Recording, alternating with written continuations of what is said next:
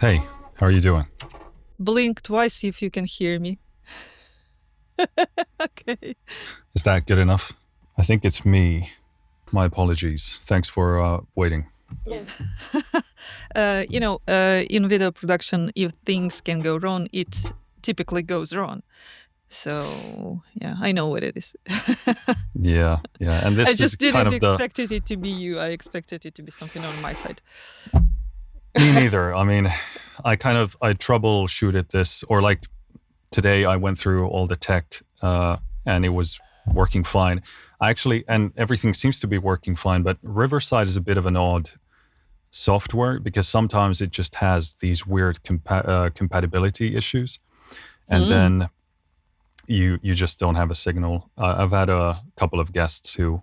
This is the first time I've had an issue, but a couple of guests have unfortunately suffered from the same thing.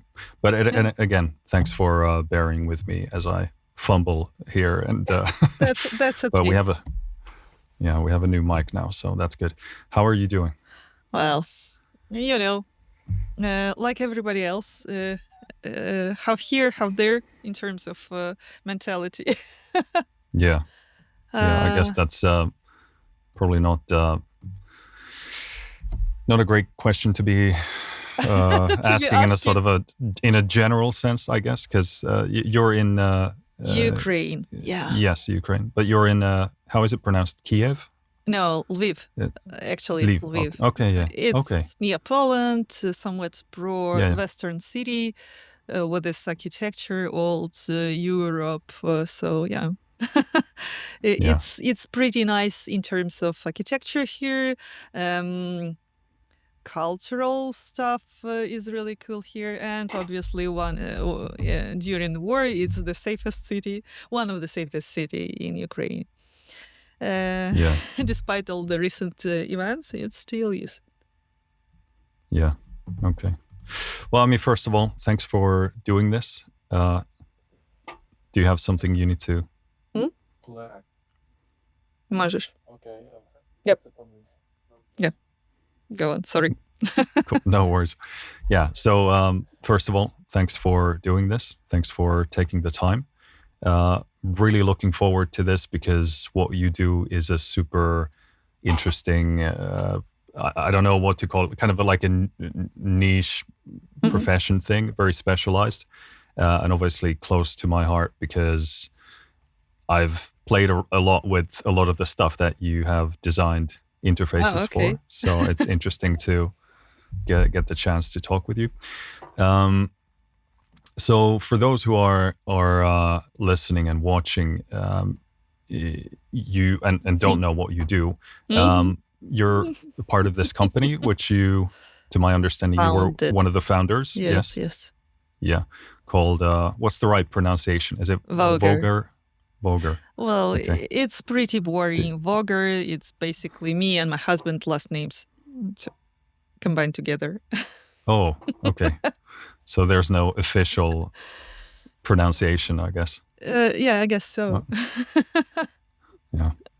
Cool. And yeah, your company designs user interfaces, or is it guided user interfaces? Yeah, well, we design audio user interfaces, audio hardware devices, we do 3D modeling, we do promotional stuff for audio software and hardware. So basically we're working for audio software and hardware industry for the last decade. Yeah. Cool. Oh, so do you also make those promo videos where you can see all the flashy knobs? All this annoying flashy knobs. Yeah. Oh, that's cool. That's nice. This kind of brings me to a question: like, how many companies like yours are out there? Because I think probably yours must be the only one I've heard of, but are there a lot of companies that specialize in that? Actually, until 2019, we were the only company, like a team or the processes where you have a certain person for a certain process. Until there's one really nice German studio came to life They're former Native Instruments employees, so they're pretty cool in UI design, and it's really good sign for the industry that agencies uh, appear in it, Yeah. because it's pretty small industry and it's hard to make a company as a B2B business, so serving the software and hardware manufacturers. Yeah. And is it Yeah. like, is it an advantage for you to talk with companies and actually have like a group of people doing this instead of having these freelancers do the design for companies? Or what's your experience in that? You know, I've been thinking about this idea. We started as freelancers, and that was me who wanted to be a boss or something. Uh, so I've been thinking about advantages and disadvantages of running a business, because I've been on every step of a corporate ladder, from the some sort of a janitor of and being like a freelancer, to working on a company, to working on a C-level in companies. And basically all that experience came to this Voger, all these business processes, all these ideas about creativity, about doing something with your life, being on your own in this life. And once I was, comparing our service and basically being somewhere in this life as a company owner, I realized that there has to be small businesses and small companies, because they actually build skyscrapers. So freelancers doing their great job at starting this industry, working with smaller developers. Then comes companies like mine that basically doing all those hard jobs, doing a lot of user interfaces, a lot of products, serving a lot of companies. And then comes, well, there's no big companies in this business, that basically the hired designers that we are competing with, and basically each one of us is doing its great job, and which is why, yeah, I have um, this really idea that stuck in my mind, that skyscrapers aren't built by solo people. They are built by teams, by companies, by processes, standards, and all this boring stuff that every entrepreneur has to do.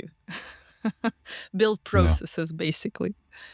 So it's not a Yeah. creative stuff. It's pretty boring knowing business rules. But when you want to become as an artist, right? Every artist has to know two things, basically. He has to be great at mastering the skills, basically, these technical skills that he knows. They often called the hard skills, and soft skills, great eye, a great expertise of analyzing what's good and what's bad. So, yeah, in business, it's also the same. You have to know the hard skills, all the rules, the processes, build all this stuff. And the soft skill is basically how you, what idea you're serving for. Yeah. So our idea is friendly and yet expensive looking audio user interfaces and professional. Cool. Yeah. So, if you don't mind, let's start from the very beginning. So you're Okay. now in Lviv. Is that a decent Yeah. pronunciation? Yeah. I don't know. I'm not fluent in Yeah, it's okay. Ukrainian, unfortunately. It's hard to pronounce Ukrainian, Russian, whatever these Slavic names, because they're pretty different from German, Roman, and German. All these European languages, so Yeah. they're different. I know. Yeah, and even though I'm in Finland, it's still a very, very different language from those languages as well. So I'm even more screwed in a sense. But you're there now. Where were you born? Is that Oh, is I that was where you were born born? And in a small city in the center of Ukraine. It's called Cherkasy. Cherkasy, yeah. Well, and it's pretty simple city. It's close to this rural local life, with a lot of abandoned um, factories, because once our country used to be this communist party that decided to beat the world by doing cheap products using cheap labor. It's called this communist idea of making things within short period of times. People go into the factories, all this kind of stuff. And once the Ukraine got separated from the rest of the USSR world, basically all of that became to disappear. It just didn't work out. So we had a lot of abandoned factories, a lot of destruction around us, and basically we left with nothing but depression to rebuild this from the very scratch. Yeah. So And that's how I was born. And when I finished this university, I've been studying English language as philology. Sorry for my mistakes, guys who know English pretty well, who's natives. Sorry, I do mistakes, despite being a professional philologist. Yeah, philologist. Yeah, so I couldn't find the first job just because the city was too small, and I just the knowledge that I acquired were irrelevant to the place I was born, and I've been grown up. so is that you did you stay in that city until the end of university? Yeah. I even started Voger in that city, and we realized that the city is too small. We don't have the right community to talk to grow, because the only way we were growing is by reading books.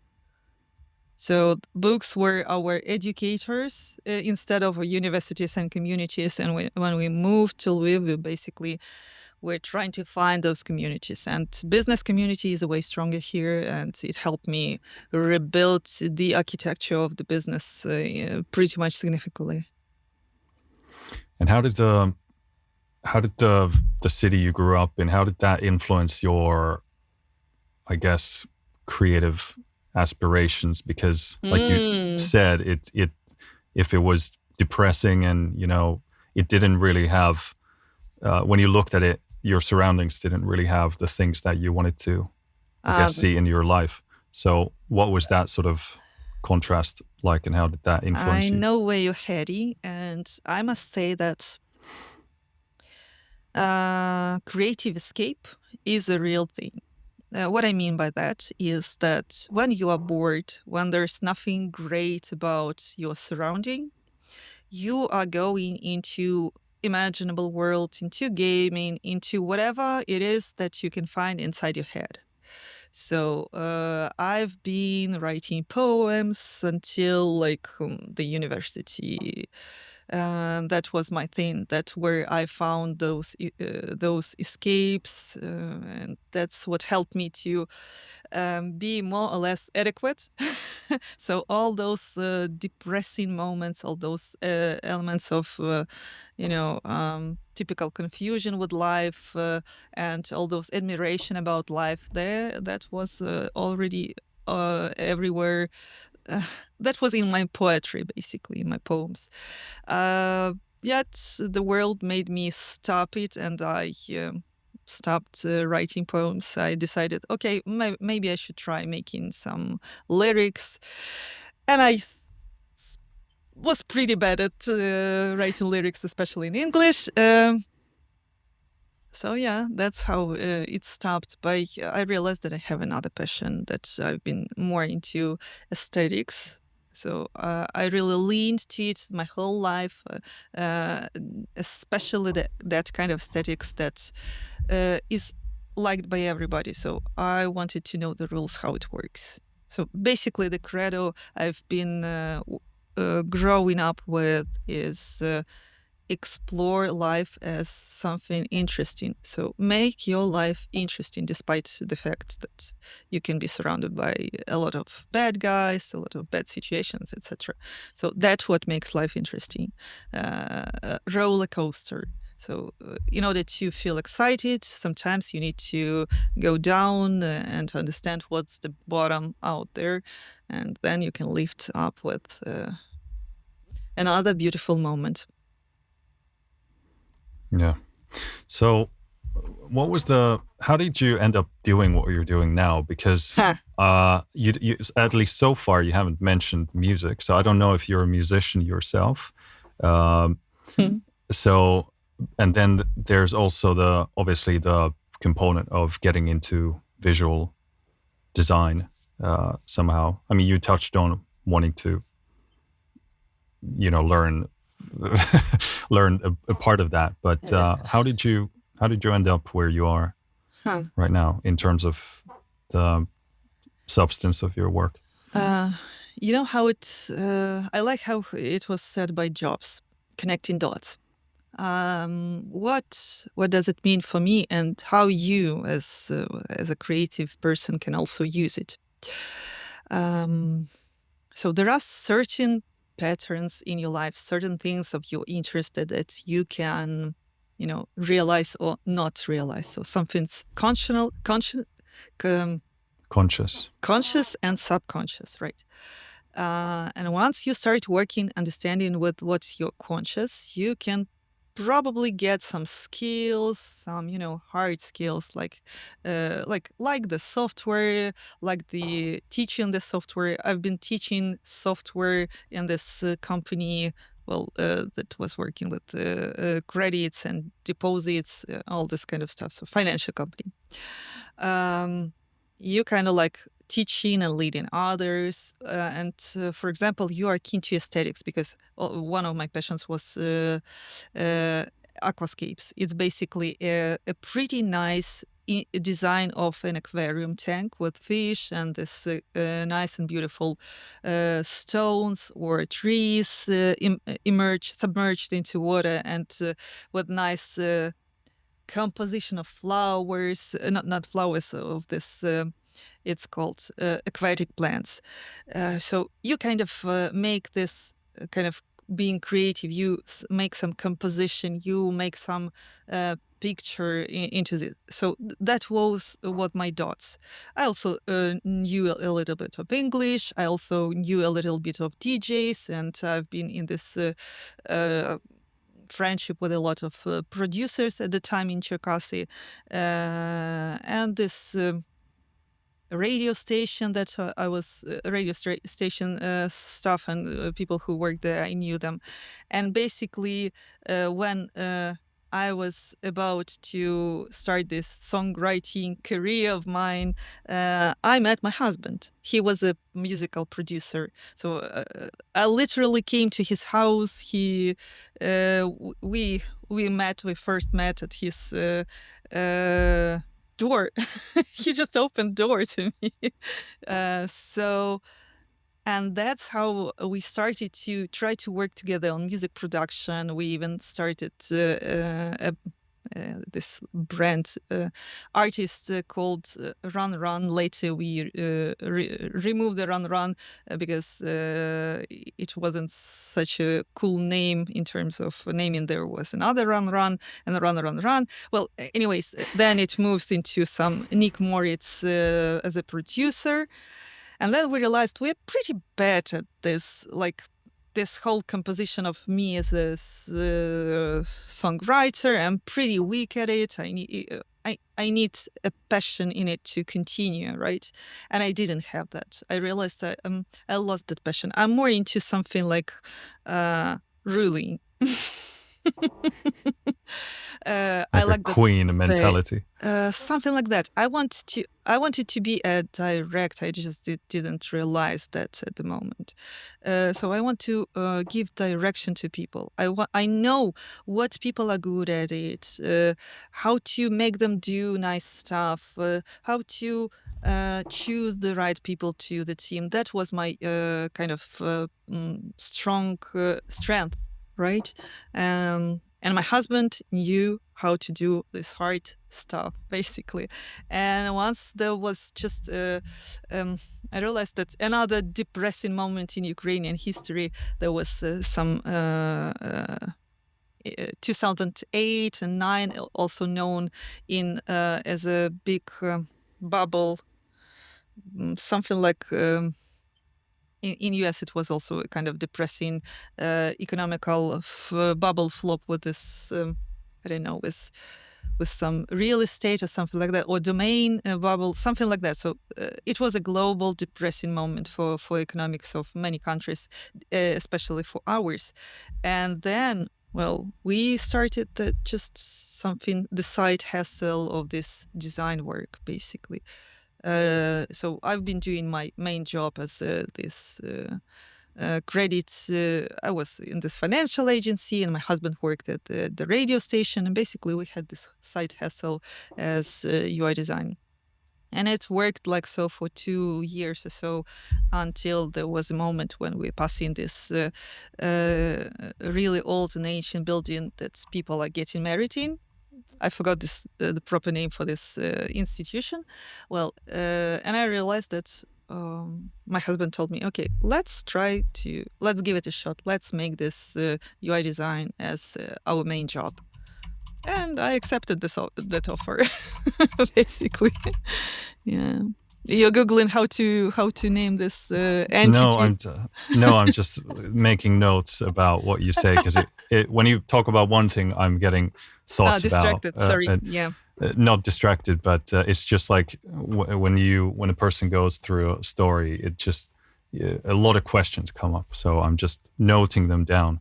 Yes, so basically a lot of dots needed to happen to get together in order to make Voger as a UI design agency. Yeah, so a lot of dots, a passion for music industry, a passion for aesthetics, a passion for business as entrepreneurship, basically, a passion for being with the right people, doing something unique despite all the stakes that were out there. So we started Voger with $80 in my pocket. Well, we earned that $80 doing ghost music production. Nice. Yeah. And we lived in this, basically the same size of an apartment was our room where we started Voger, basically. It was our granny's house and small room that she gave us to live in and work. So how did you get started? How did you get your first gig, and what was that like? Well, when you are doing something for 2 years, you are getting a little bit more or less significant and good, and you're getting into attention of many people. That's what happened with this Reaper themes that Nick, my husband, designed. Which ones? Rado theme. We called it Rado because our dog was named Rada. And nice. Reborn theme as well. It's been like 15 years ago. So, and on those Cocos forums, Nick someone found Nick Synapse Audio. I guess that was the very first design order on a paid basis that we took. I guess it was Synapse Audio. So you started by doing sort of free stuff for the community? Not a free, we've been doing free stuff for the community like for 2 years or so.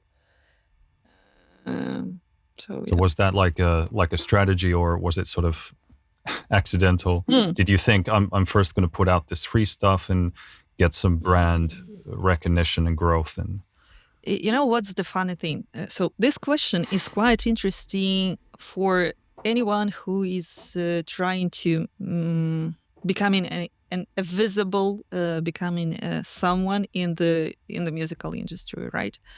And basically, what I can say is that first you need to get your audience. Despite everything that you work, audience first. Then, so basically, if you need to do free stuff, if you need to do free gigs, everything, you need to build the audience first. That's what helped us. Because once you're starting with zero in your pocket, because I can't count $80. It's been like something that you use to eat. I forgot what I've been talking about. I was leading to something. Yeah, I think we were talking about putting out free stuff and building an audience first.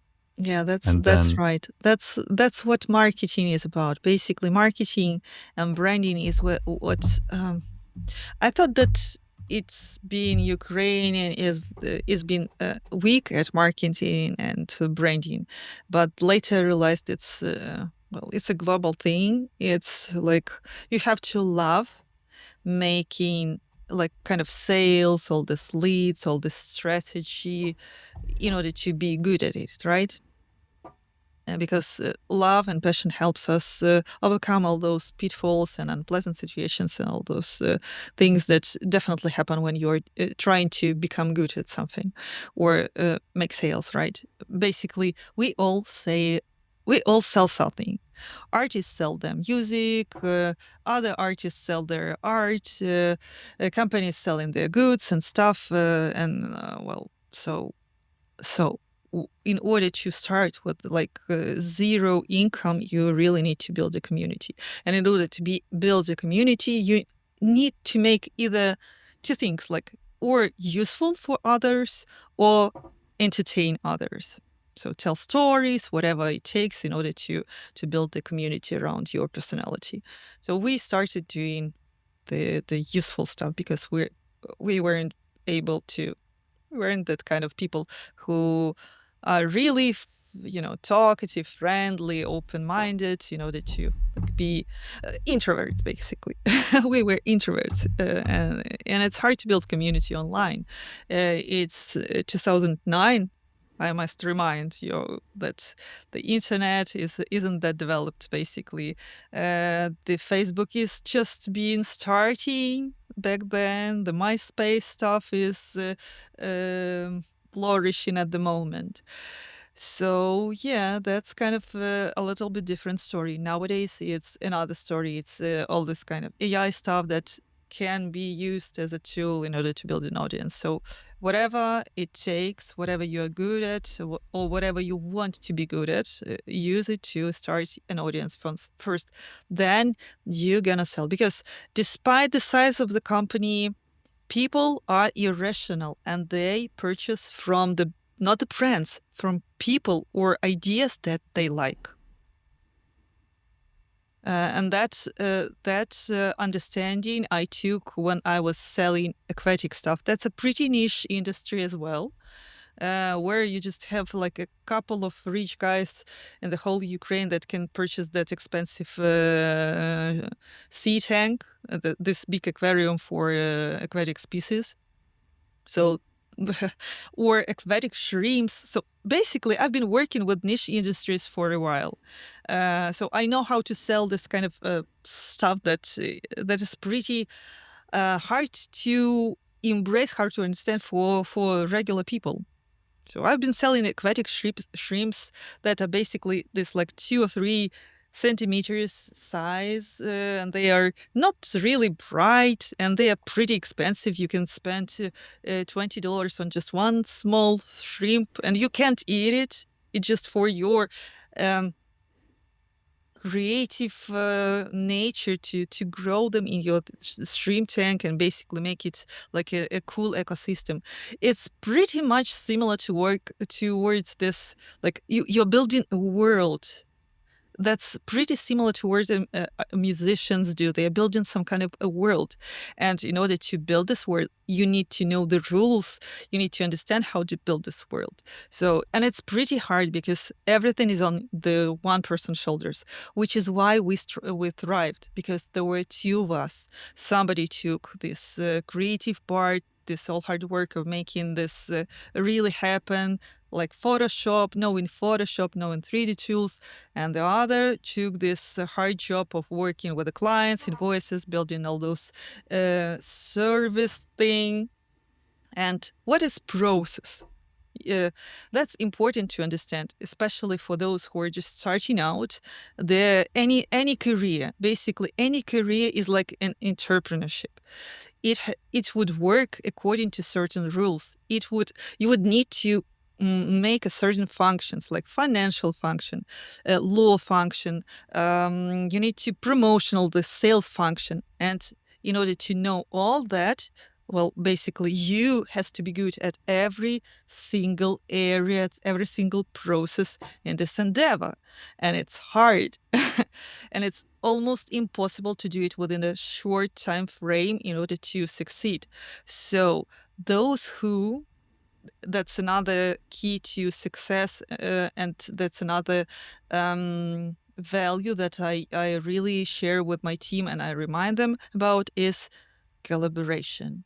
So another step that helped me start and build and grow this company of mine and become more or less successful, so that a lot of musical producers would use the software designed by us, is collaboration.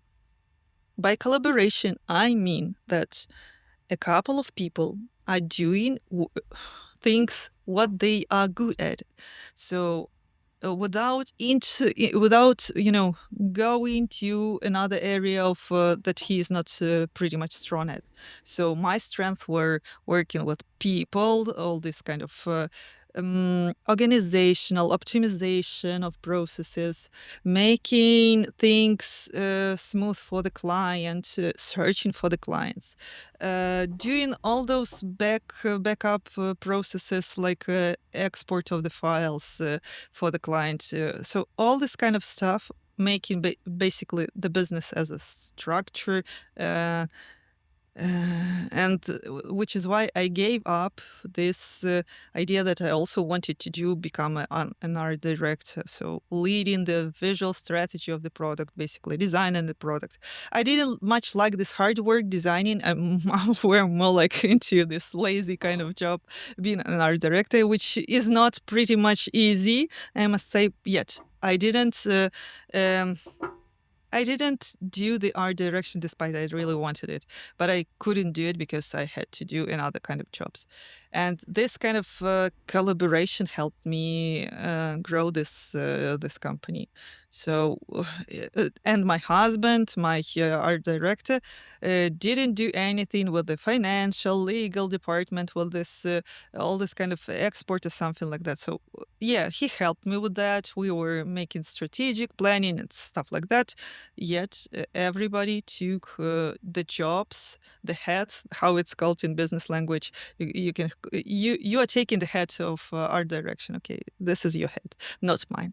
And basically, that's how it's built, and which is why it's hard to start alone, because you need people whose strengths are your weaknesses. And how would you recommend finding those people? Let's say, I'm sure Mary. some people marry.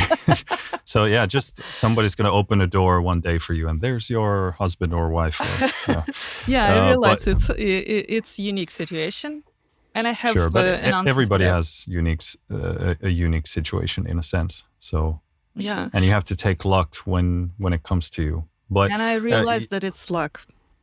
It's a pure luck. It's not that, like, yeah, we worked hard, but it was luck that we, with those kind of dots, all those kind of strengths and abilities and desires met each other and decided to give a shot to the audio industry in terms of graphical design. So that's a pure luck. And a little bit of trust to the universe, and universe responded. So I call it luck. yeah, and what would you recommend somebody? Let's say somebody is, I don't know, like in their 20s now, and they're Mhm. sort of, they want to build something. They're barely getting by. Maybe they can put some extra cash on the side, but not much. Mhm. And they realize, let's say that they're smart enough to realize their strengths and what they're still missing and what they're not strong at. And they're thinking, I want to build a team, Mhm. or I want to look for collaborators. What would you recommend that person does in that sort of a situation Say if they yes. don't have a lot of Yeah. money? Say yes to the right communities and the right people. So make anything in order to be in the community that is already successful. So do anything, collaborate, ask for mentorship, because in order to become a professional at something, you don't. and make it short in terms of time, you need a professional feedback, or to build of your internal professional feedback to yourself, or external. And with external, it's much richer and better. As I've told, that skyscrapers aren't built by solo designers, architects, and the community you are in is crucial. So I've read the stories of many successful people. I've been reading books in order to have better community, right? And that's what I've seen, that people who are in the right place, they would have better chances to get this right time. So you just have to be in the right place more often than your other people that you're competing with. And you don't know you're competing with something, because you're competing with the time of the mentor for his family, for his side hustle, for everything. So you are basically competing with all the other possibilities in order to get to where you want. And most likely you don't know what you want being at age 20, right? It's hard to know what you want. Probably you want to be a musical producer, or you want to be a YouTuber, you want to be a streamer, or you want to be an influencer. That's good that you already know it.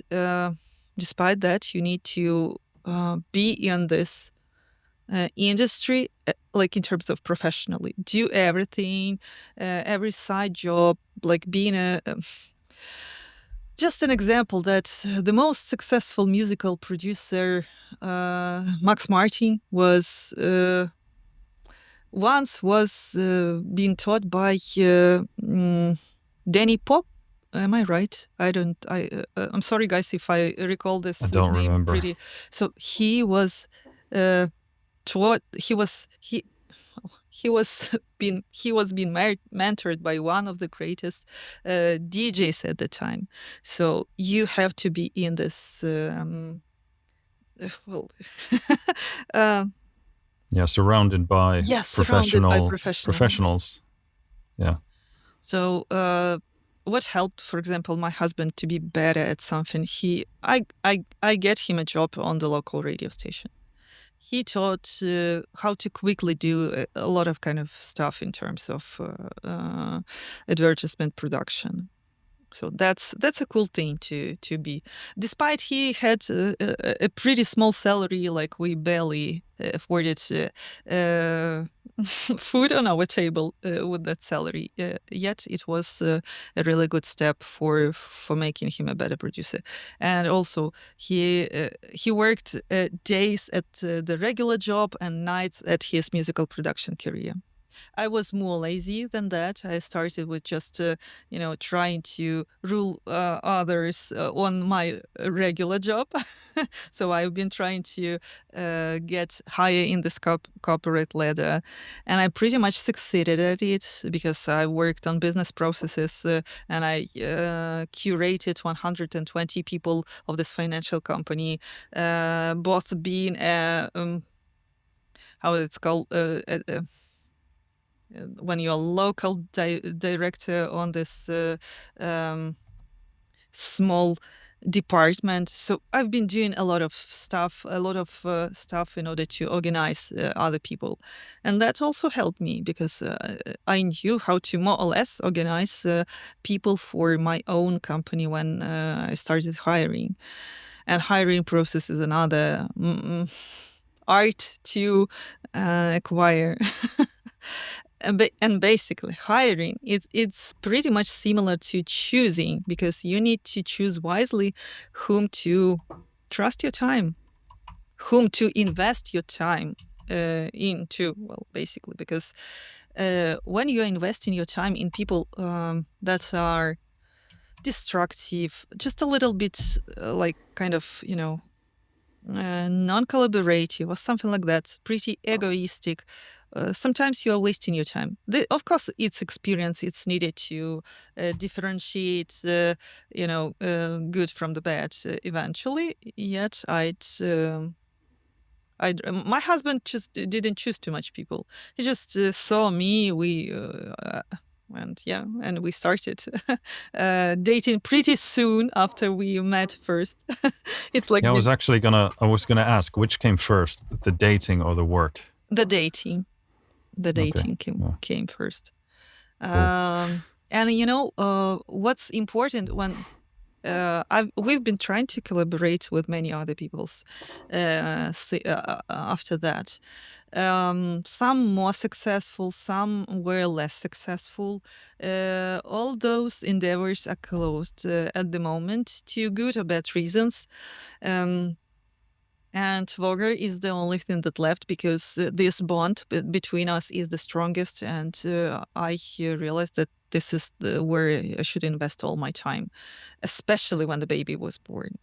So time is the precious, is the most of the precious things that we all have here, because we are humans, we die, and this time is, it is all what we have, and we have to share it with the people worth this time, people that help us both ways. So it's like you give it and you take something. If you only give, that's not gonna work for neither parties.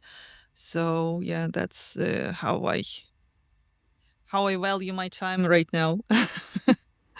Yeah. And how many kids do you have now? I have only one kid.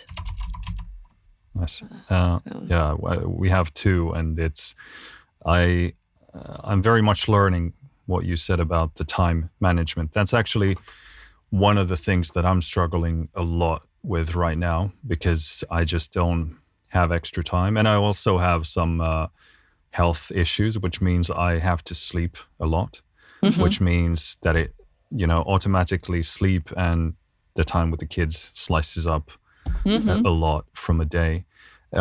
Is there anything there that, like, some important lessons that you've learned about balancing your work with your Hmm. family life?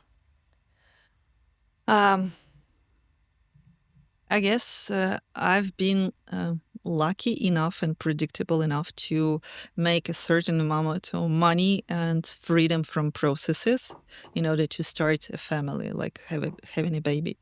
Because being a mother and entrepreneur is like extremely hard. I also have health issues. I've been dealing like 7 years with this disease in order to get my child really to come to life. So I have to struggle in order to make this life happen. Um, and fun fact, so you're always learning, and you never stop learning.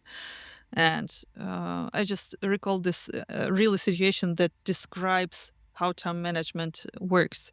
So, child is the most precious project. It's basically some kind of a legacy that building that legacy is built into your consciousness, especially into women. Me as a woman, it's really building.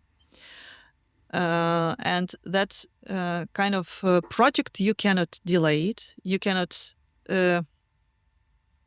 Uh, you have no place for mistake in here, right?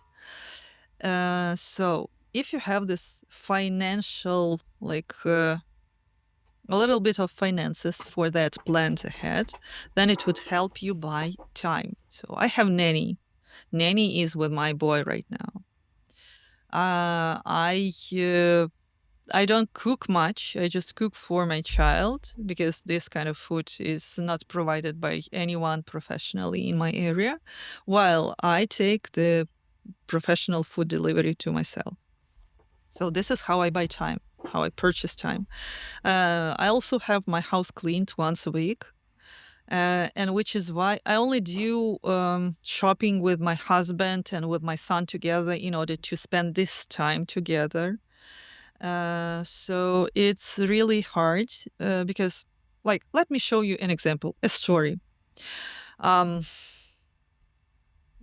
I'm lying in this hospital after surgery. I had a C-section. And I've got a call from this volunteers that I'm helping, and I'm not responding. I'm writing, so sorry guys, I can help at this moment. While I have another chat with my team and I'm responding and I'm transferring the money from another account to another my business accounts in order to make some payments to be done. And all this while I still have this kind of morphine in my veins, because I've been done some morphine. Apparently something influenced my consciousness because it was too good. So they say. yeah. So well, it's a pretty good experience, unfortunately. So well, this kind of state, right?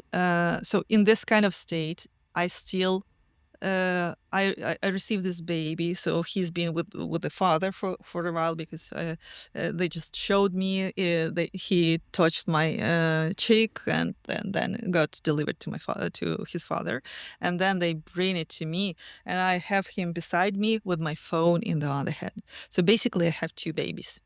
I have business, and I have a real baby.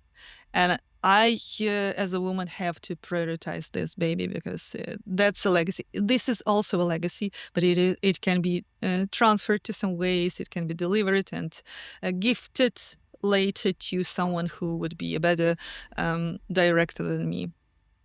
So yeah, and there's a lot of stories where you would prioritize one thing to another. So how to live this healthy life, it's in constant search of the balance. In order to make this balance, I made a lot of exercises. I've been into therapy for like 3 years, and I realized that once the baby was born, I have this wheel of this like life entities that your life is consists of, like friends, family, career, money, something else I forgot. So Kids. there, Did you yeah, say well, that? family. That's Oh there's a yeah, kid yeah. in there. So there's a couple of. So this is like a wheel of all of this core entities that are built into you as a living person. And once the kid is born or business is started, this wheel is shifting, and everything is started from this very scratch. You start in your friends, you start in probably in your house, or well, a lot of things happens. It's like your life changes, and it's constant searching for the balance. So you're like this painting a girl on a ball. Yeah, well, basically you are always on this ball, but you need to know what those sides, like health is also a important entity in your life, like important part of your life. So, and all of this shifts, and you need to be aware what those core parts are, and where you are struggling, get some help in that kind of areas, something like that. I'm sounding like I'm preaching, already telling guys what to do, despite nobody knows what to do in this life. We all are, inventing the stuff as we go. So it's like a pathfinder. You are blind and you are still moving forward. And if you have a company like your team or your baby, they are behind you, walking your steps behind you. So basically, you are leading the way. That's how it feels every time. That's where Yeah. frustrations and anxiety comes from. Yeah, no, for sure. It's for me, I just based on how I feel like I need to prioritize our kids. Otherwise I feel like shit. Like it just eats at me. If I don't spend enough time with them, I just feel horrible and Yeah. everything is out of balance. So it's not an option to like really cut from that at all. But yeah, it's there's still a lot of things I can do when it comes to my work processes where I can be more effective and efficient. I think that's the biggest thing I can do right now. Hmm. Not many others left, I don't think, but at least based on current analysis. But I could definitely be more efficient and effective in my work. Even if I only have like 3 hours to give to something, I May I can ask definitely you, be. Do Sure, you have anything. boys or girls or both? One of each. So our boy he's going to be 3 in a month, and our girl is going to be 1 in a couple of months. So yeah, you've got a pretty nice hormones with your boy, and with your girl, a pretty another set of hormones. I recommend. Sometimes I recommend to watch into studies of Stanford University. There's a biology of human behavior. I guess it's called so. And it's pretty good to know yourself from this kind of stuff, because sometimes I wonder who's in charge, subconscious or consciousness. And when you're thinking about that, please bear in mind that we as humans, as we are, our consciousness, our physical bodies, are identical to what we had like 50,000 years ago. So we've been creative, we've been anxious, we've been with fear, with all those anxieties, and with all those more likely ideology, just like 50,000 years ago, physiologically and biologically in the first place. And our struggles, our all those kind of conditions, weaknesses, they are identical to what it's been like for a pretty long time. Well, I believe in science. I like science, although I've been pretty much reliant on all different studies for a while. Well, until I started reading books, and since then a lot of things changed. Yet. Again, it's a balance. And every one of us has its really hard story. I believe that once you want to be a better creative, that means that you definitely have some kind of avoid that you want to avoid. And going into all forms of art, all forms of being creative. Because being boring is a good thing for a child, at least for a while, because it forces them to be creative. So when you are growing a child, you definitely know that once they are bored, they start inventing something. And that's a good thing. So sometimes you need to differentiate whether it's a situation bad and you're bored and it just you don't feel okay to be creative in, and if you want to be more, better at your job, well, yeah, you have to change the environment. And if you brought you to this new environment, then unfortunately you need to work on your internal, like into your get into your head, understand yourself, and many people are doing that in many different ways. I choose the more or less scientifically proven methods like psychology, and reading books of those people who were into psychiatry, despite psychiatry is a pretty young kind of science, right? Just like UI design. Basically, UI design for audio industry is living upon so many things that had to happen. So I wouldn't be able to do my job if I were starting not 15, but like say 30 years ago. There's just weren't this kind of industry as it is. It just like started with Steinberg, designed first VST plugins. Thanks to But Steinberg, what I was have a job right now. yeah, what was the year when you actually started? It's hard to say. Let's say Officially, the first. officially, the official start I took 2012. That's the official start uh, uh, when I uploaded the very first picture of this. I guess of this UI design to Facebook group. So something like that, because Yeah. Voger as a name was written on my textbook, and I was planning this name for this group, for this artist that we started. and we just took another name. It was written on this book, and when it comes to creative name for a company, I've been looking at this textbook, and okay, let's take this.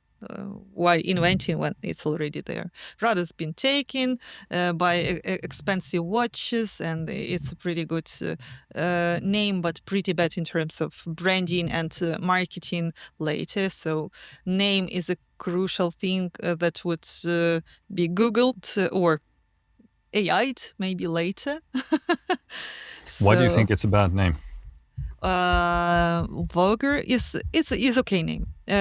It's hard to promote it without money, because when you are starting something that Google doesn't know, it suggests you all kind of stuff.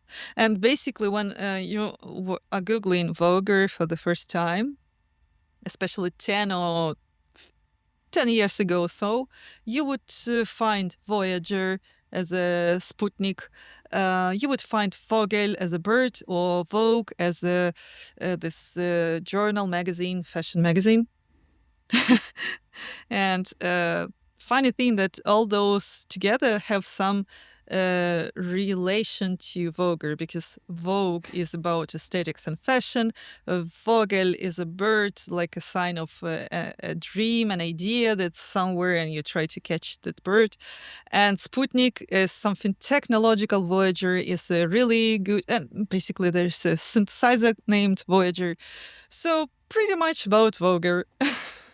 Pretty much the same thing. And I was asking about the starting year because it's actually in my previous podcast, which is not out yet, but I talked about the rise of how audio plugins have been developing and how fast. Because 2000 and like when you started working with the company sort of in a more official capacity, like you said, that's when I actually started working on music, sort of more seriously. And I went to university to study music in 2011. And I remember what the plugins were like. Most of them didn't look so so great. And That's one of the reasons we started, because it was so unappealing and so I can understand why. You know what? May I tell you a little secret? You've told you that you just haven't released a YouTube video yet. I wouldn't be releasing this video because I've made a video of UI designs that actually ruined sales, that actually ruined plugins. And I realized that people don't want to hear this because there's so much... there's so high stakes about this small community that I can share personally this information, but I cannot share it out there. Because, yeah, true, we started because a lot of interfaces were hard to use, unfriendly, and take a look at those hardware synthesizers back in 90s, 80s, etc. They're extremely hard to use for a newbie, for a newcomer to the industry.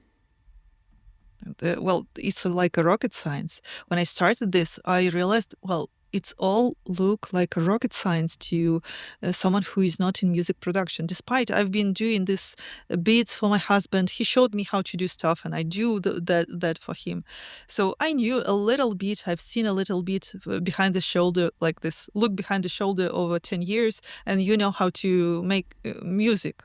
Eventually, you learn it because you see how it's made. But I'm not a musical producer, and I can see how it's hard to all those settings, how unfriendly they are. And the only thing that keeps musical producers doing that is doing their dream. So you have to struggle a lot. You have to overcome all those technological steps, struggles in order to make your music.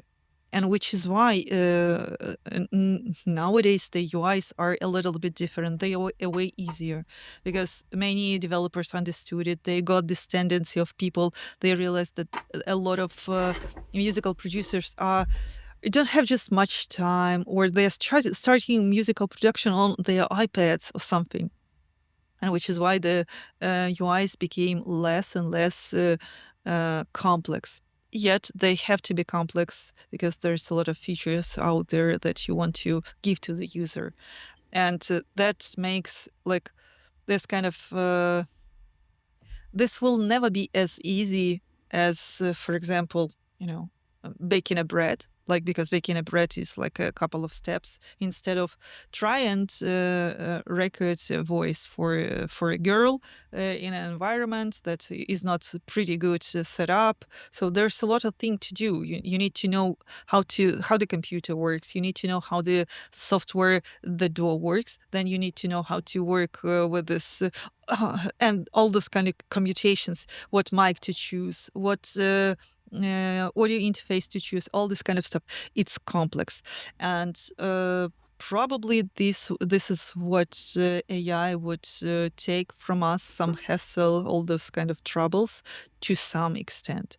But professionals would still know a lot of things in order to make great stuff.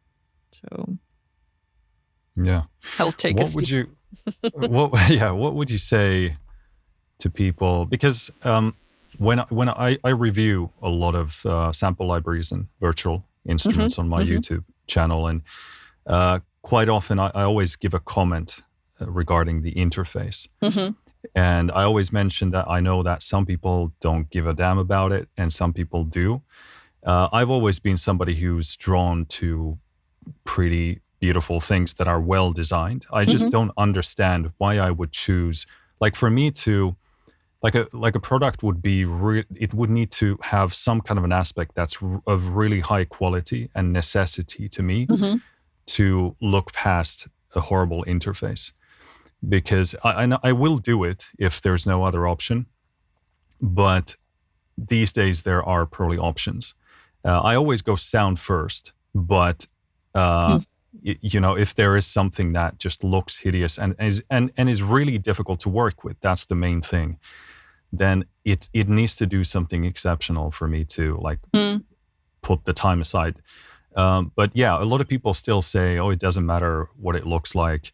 The sound is what matters, which is something musicians like to say a lot.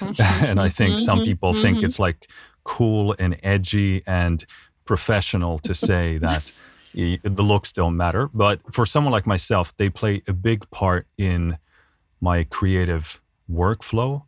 And obviously, you know that the design of it, if it's well designed, it's faster to actually work with it, and it's creative to work with it as well.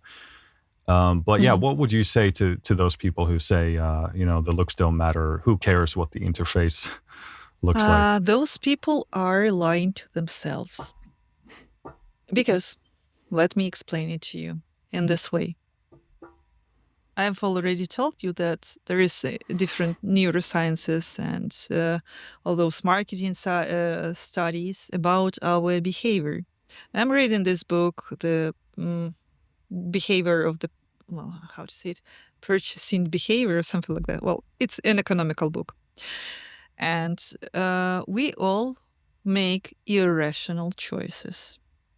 Basically, primarily our choices are irrational, primarily. So what it means that there are certain, when you are growing as a child, you are surrounded by something that makes a familiar environment to you. Same with the hardware, with the software. And the more you use something, the more you're keen to this particular look, basically, to this particular way of doing things, to this particular look, etc. And when people say that look doesn't matter, that basically can mean two, maybe three things. One of them, I don't want you to. I want to be so unique that I wouldn't use my eyes, but I would use my ears. And that would be my choice. Still, if the environment would be unfriendly, he wouldn't choose it. Unfriendly on something that he hasn't seen too much. Another way, so basically it's like a behavior of this rebellious behavior. I'm unlike others. I understand this position. It's pretty good position. I've been in it for entire life. Basically, choosing audio software industry as a designer is also a rebellious position, because I could make a fortune doing UI designs for any other industries. Because audio UI design industry is harder to work with, and only love for this industry is, well, especially my husband's love for this industry is making us continue doing this UI design. So only love can help us do better every time, try to do better every time. Another reason why this person is lying to themselves is, I don't want you to tell the truth how I choose UI design, or I don't want just to say it somewhere out there. So it's so they know something about themselves or don't want to know what makes their purchasing decisions. Or for example, I just really like that developer, and I would purchase any plugin from them, and I wouldn't and I don't want others to get my money. That's also uh, a behavior to spend your money on plugins. And sometimes it's not about UI design. Sometimes it's about personal attachment to a person, or, well, as I've told, people are purchasing from people or ideas that they like, especially if they don't know the developers, or they just like the idea. Sometimes we are purchasing something that makes us feel ourselves better, make our beliefs about us better, or just a magical feeling that it would give this is the final magical drop of this potion that would help me make a better thing, that, well, make better music or better art. This is basically I've been seeing this pretty much. So this whole plugin industry is overloaded with plugins, and I understand that, and it's pretty much similar to what cosmetic industry is all about. Basically, there's so many like lotions and all kind of stuff to get onto your skin, just like this medical industry or fashion industry. So there's so much more stuff out there that it's hard to choose for you, and there's basically this. The more options you have, the less the less likely you would buy anything, and that's also a purchasing decision. So don't want to purchase anything despite I need something to solve this or this problem is also a purchasing decision. And you need to read a lot of books of smarter people than me in order to see those patterns. Despite I've seen something like that, I've seen that that helped me sell my services for a while. But yeah, I still need to learn. Constantly learning in order to be better, especially when you're starting some endeavor. So I also started this YouTube channel, and I learned a lot. And I decided that my strategy for growing this channel would be just start and make it a little bit better every other time, every other video. That's the strategy. So being zero well, not zero. Sorry, I'm lying, because I've made this video in the beginning of the war, just like something that could be done pretty much quickly and see if it's relevant to anyone. And that video got me 10,000 views, 10K views, 10K. And yeah, so I realized that, okay, probably there's some audience that's interested in this kind of stuff, and I can continue doing this. So yeah, that's why I'm doing this as well. So I have a business to run and a YouTube channel to grow. Yeah. So you mentioned this video where you're gonna talk about, or you have talked about the things that companies don't want to hear about. their People, trappy not interfaces. companies. Companies Okay, are something yeah. like vague entity. People who run those companies. Sometimes they don't want to hear truth, and I understand why. Yeah. But ultimately, I mean, it might be something some people don't want to hear, but your intention is to help them ultimately. Yeah. So is there like is there a key point there that you would like those people who are in those deciding positions like to take away from?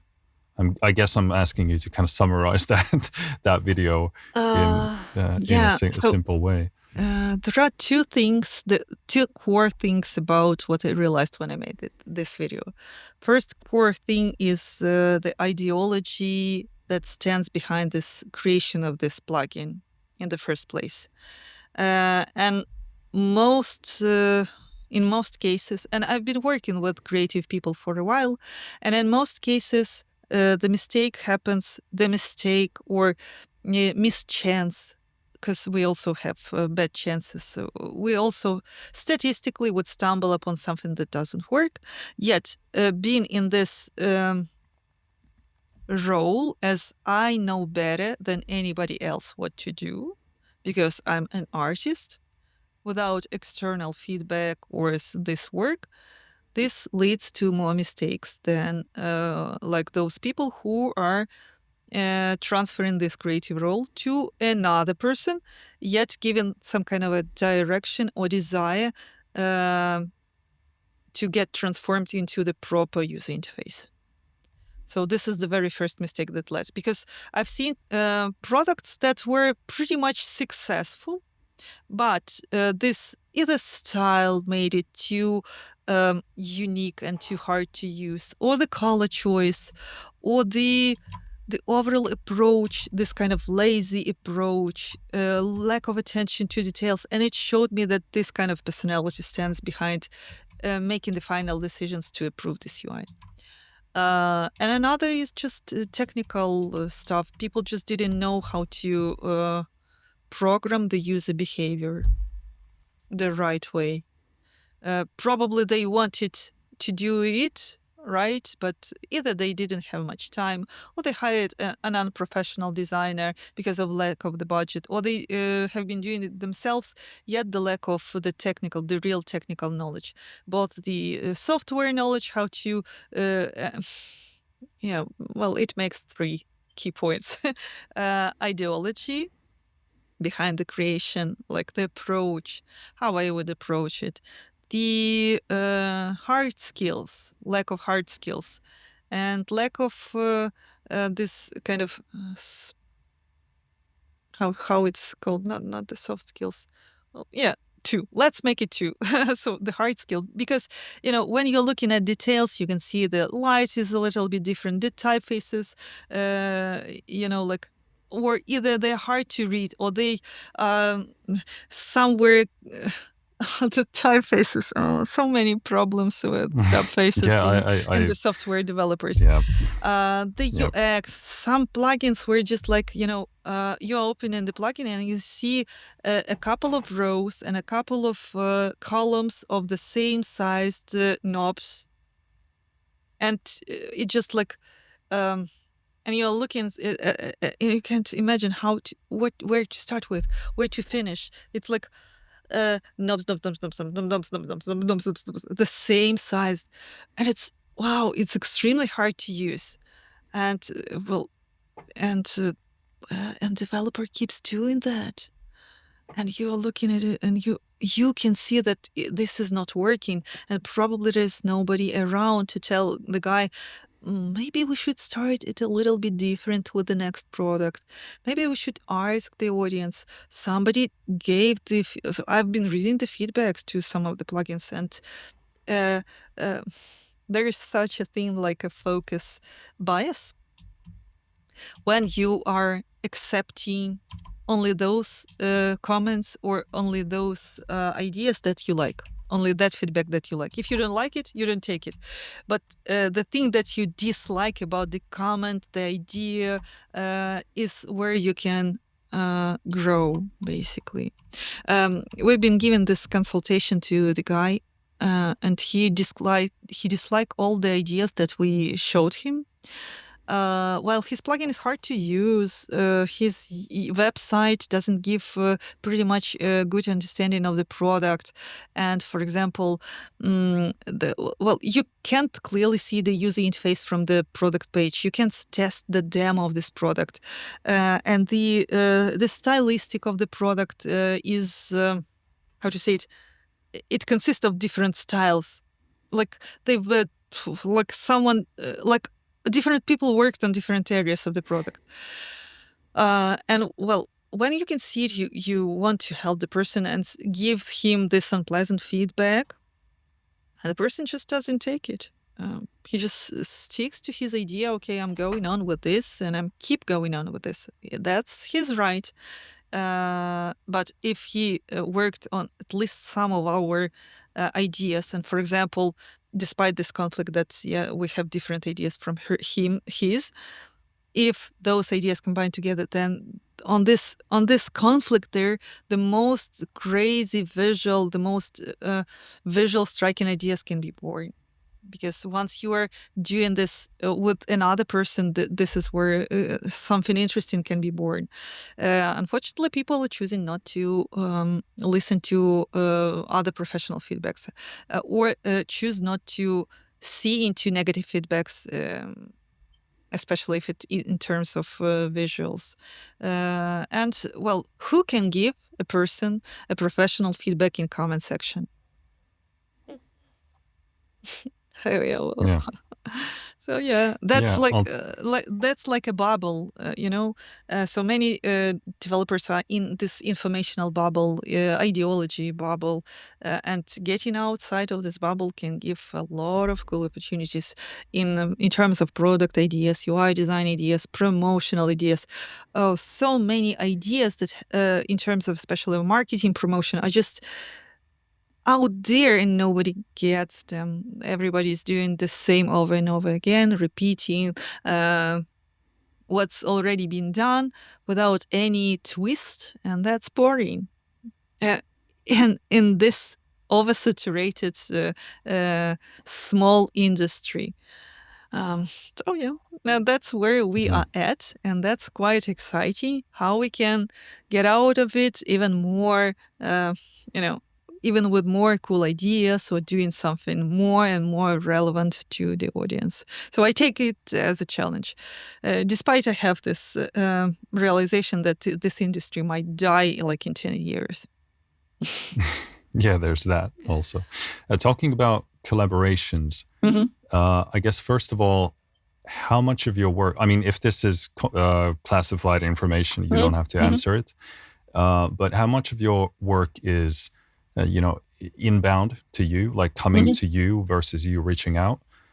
Like, what is that balance like?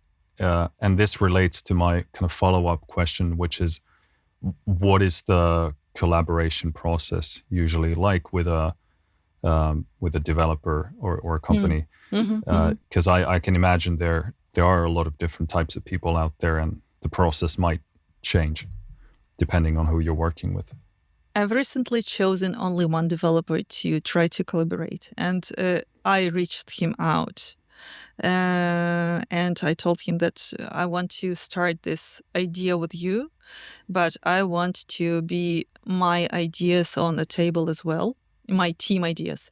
Because when you're working solo, as I've told you, you can be blind in some areas, and other people give you like glasses, give you the flashlight in order to see more and more and more, and make a more complex, more interesting product, a more complex promotion, etc., etc., etc. Which is why this is the only time within last 3 years that I reached out to a developer and I wanted to collaborate with him.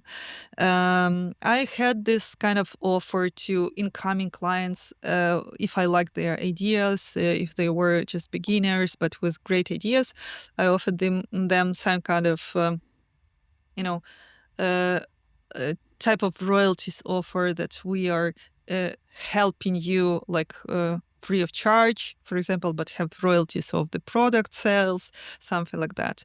But that doesn't work well because you have to understand that sometimes even good ideas, well, they just don't strike. People just don't see it. There's a lot of money needed to be invested into the proper marketing in order to ideas to be shown, to be seen and remembered. And so, yeah, like all my collaborations, all my previous, we even made this. How to say it? Contact library. We call it something like. 7 years ago we started it, and 5 years ago it was finished.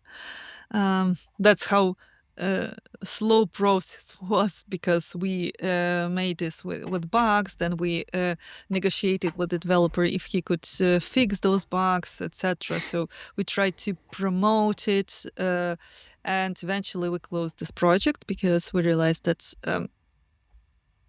it's a business model problem. So when you are starting endeavor in audio software industry, another person should be into this business model, into this business as one of the core processes, as well as marketing. And at that time, we weren't strong at marketing. We didn't know how to promote. We didn't study pretty much of it. We didn't. So basically, all we knew is how to design nice UIs. And only now I work on this marketing direction in order to make better products, because sometimes it's a strategic thing what kind of UI you should take, or what kind of style you should take, or what kind of UX approach you should take. It's a strategic way, and it can steer into completely another direction the whole product production and approach to features. So it's a complex process. So in order to make a great product, there's more than just software production. There's also a cool marketing part has to be in this whole company. And marketing and UX design and UI design isn't marketing, actually. It's a marketing part. It's not the software production part, actually. Which is why we can see this poster of it's a Yamaha DX9, well, blurred somewhere on the background, but I intentionally placed it there because that showed how teams, including marketing people, production engineers, created cool products that lasted for decades and still influences audio software design today. So yeah. What do you think about the DX interface? I don't know about DX9, but DX7 is notoriously difficult to. Well, I've seen it, I've touched it. For me, it's pretty okay to get used to, especially having this 600 pages but little small book of tutorials. Well, sorry, that's probably for Roland. Well, I'm not the right person to answer this question. My husband is, he restored this Yamaha DX7. He restored the Roland D50. He restored Korg M1, and he basically know how to operate them better than me. I just, I can only press presets and switch it on and commutate it with another devices if I'm pretty much lucky. So I'm a noob in terms of audio software production, audio software operation. I'm a noob as a musical producer, but I'm a professional at knowing what people are better to combine in order to get this task going. And that's my strength, which is why my business is pretty much doing okay, despite all this oversaturated business, all these problems that are going in this industry. And well, basically, others people doing what they like while I'm doing what I like and I'm strong at. Yeah. So I like marketing part of this stuff. I like seeing these products as a newbie, because I am so, and that's okay. And that's how I make UI design and all this kind of work better, because there are better people at UX design, UI design, visual strategy in my team than me. And that kind of collaboration makes a great product. That helps me, for example, to build a 3D UI design for Black Star.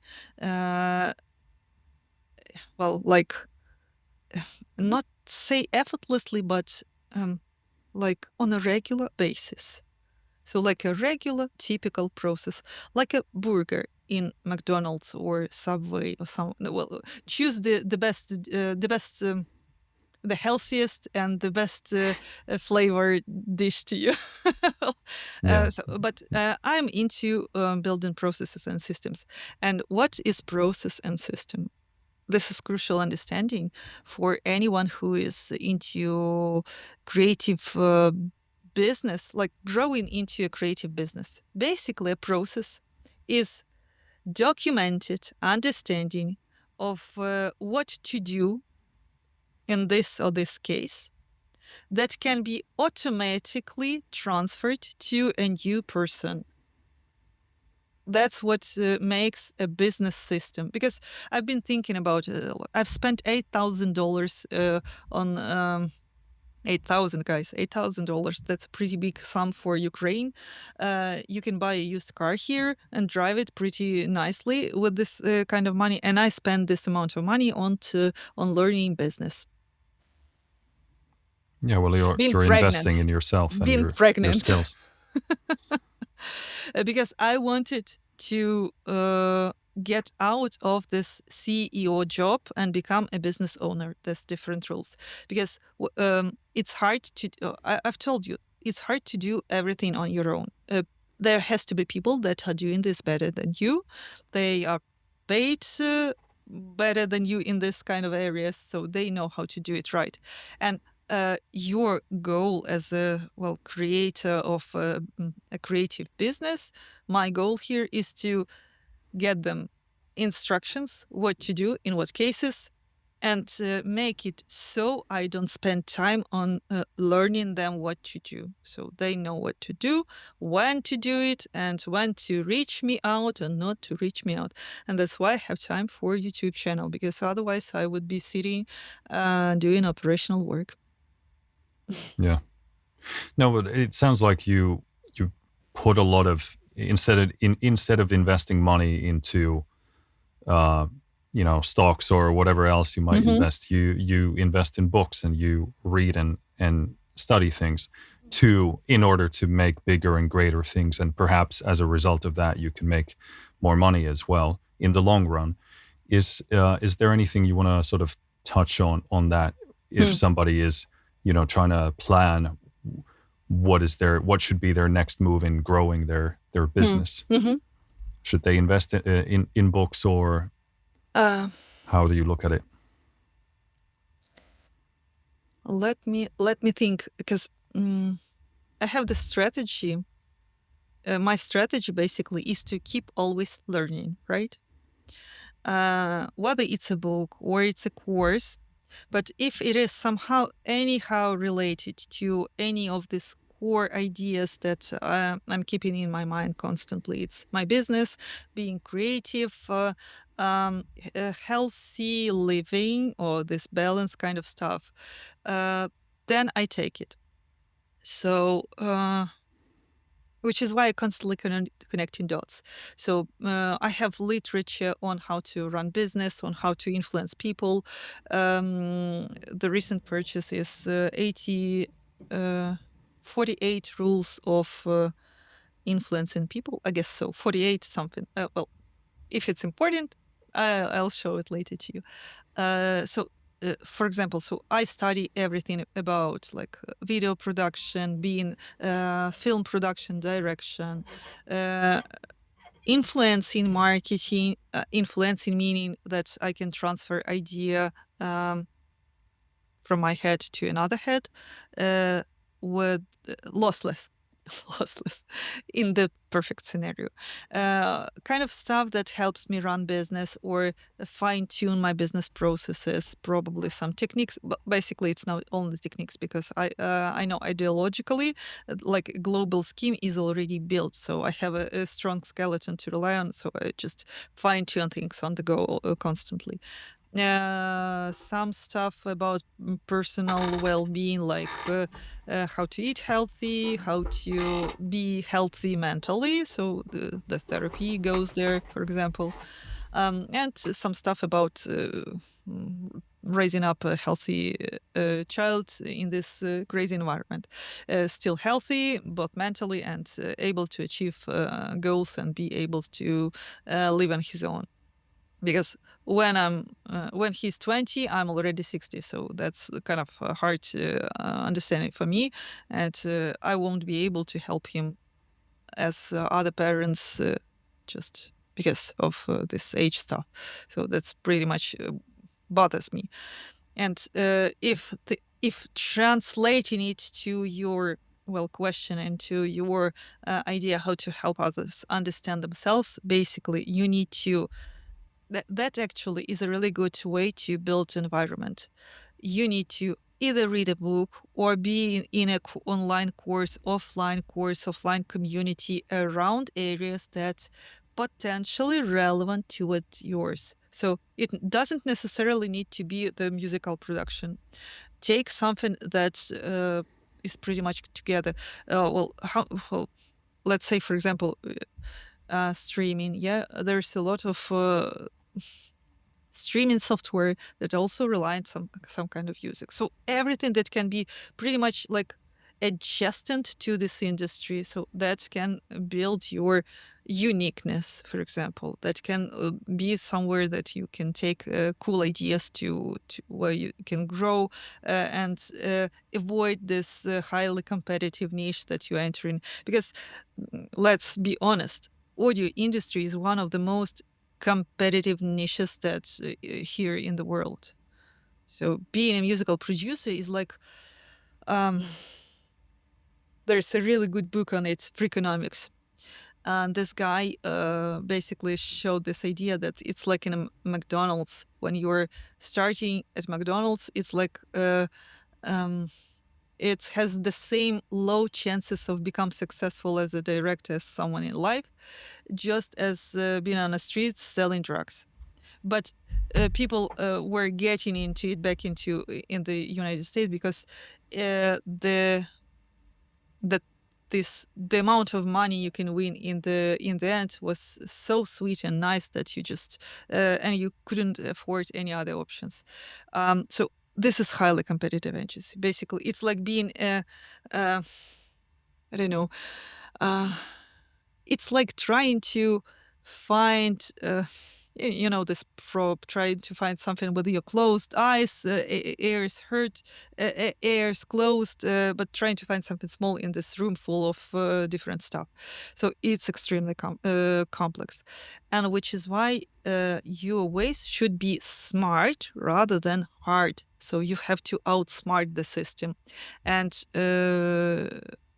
basically, if you know business good or some law good, you can apply it to and combine it, because the best ideas comes from combining something on this intersection of the two industries or the two ideas. It's called the synthetic no, synthesis type of thinking. Synthesis. Synthesis, yeah. And it's this synthesis type of thinking, basically it's really good for creating new stuff, and that's what we use to create new stuff. There's also a book on that as well. I've read it in a book. Yeah. That's not I'm that smart. It just others were that smart to chew it to me and explain it to me so I can comprehend it, I can understand it, and tell you that this is a really good way to create new ideas. Despite that, I know that there is also one kind of way of creating new ideas is creative chaos. That's also a type of how your brain works in order to create something. That's also a thing. I typically see it in some of my designers. They strive in creative chaos. So in order to move forward, you need to understand yourself. You need to understand what kind of personality you are. There's different methods. I use psychology in order to understand myself. Also, you need to know the rules, how the business works, in which business you are going, and outsmart it. So be somewhat around it. So you need to be like a needle.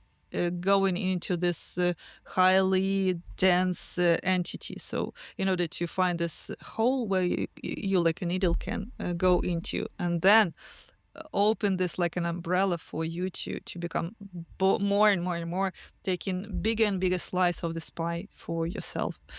So that's the strategy I can see for this industry. If you are entering any type of creative industry, well, unless you are doing this like this blue ocean strategy, when you're just entering something really new and fresh, like AI. Sorry, guys, I'm saying AI. It's easier for me to say that MMM or MML. So there's different terms. I call it AI. So basically, you can work this way. You can go and, like me, 15 years ago, trust the universe that this industry won't fail, would grow, and you would strive with it. So give it a shot. So this is also the strategy, because there are two kind of industries that you can go into, and these are already established or new. So whether if you're entering a high density industry, well, your strategy is a needle strategy, especially if you don't have money, or knowledge or community. Well, we all start there. Or like me, start with something new industry where it's not dense. It's nobody still knows whether it would develop, how it would develop. If you would have enough money or out of this industry to just afford yourself a more or less nice living. So just like I did, I trusted the universe with this decision. So, and I'm lucky and hardworking. And especially my team is hardworking. So I owe everything to my team, to my husband, to my 3D designer, UI designer, UX designer, delivery designer, motion designer, to my project manager, my outsource HR, my outsource accountant, my outsource lawyer, and me for making all those people scattered across Ukraine online working together in order to produce audio user interfaces that are used almost by any musical producer.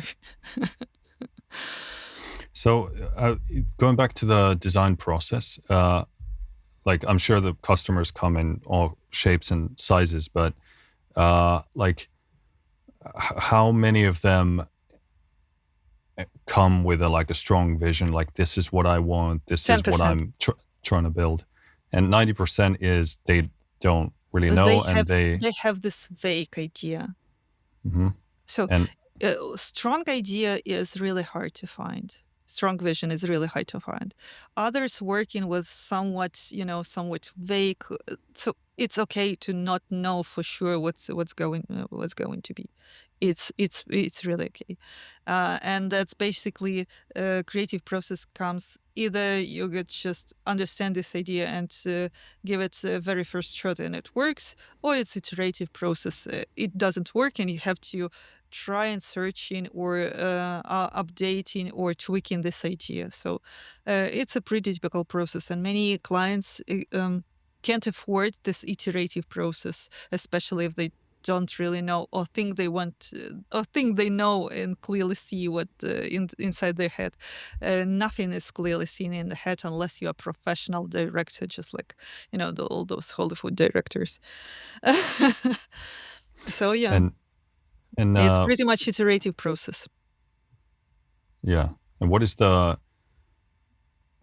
development process usually like? So let's say you're part of that 90%. You maybe have some vague idea. They come to you, dump the vague idea on you. Then you probably build something based on that, come back to them, And how does the process sort of typically go from there? And what is the most difficult part of The most doing, getting the difficult job done? part is knowing that the idea is weak.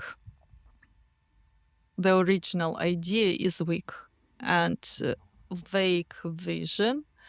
And you have to bring this idea back with some visuals, with some suggestions to the client who most likely would reject the idea. This is the hardest part. This is where things can go really wrong. This is the hardest in this work.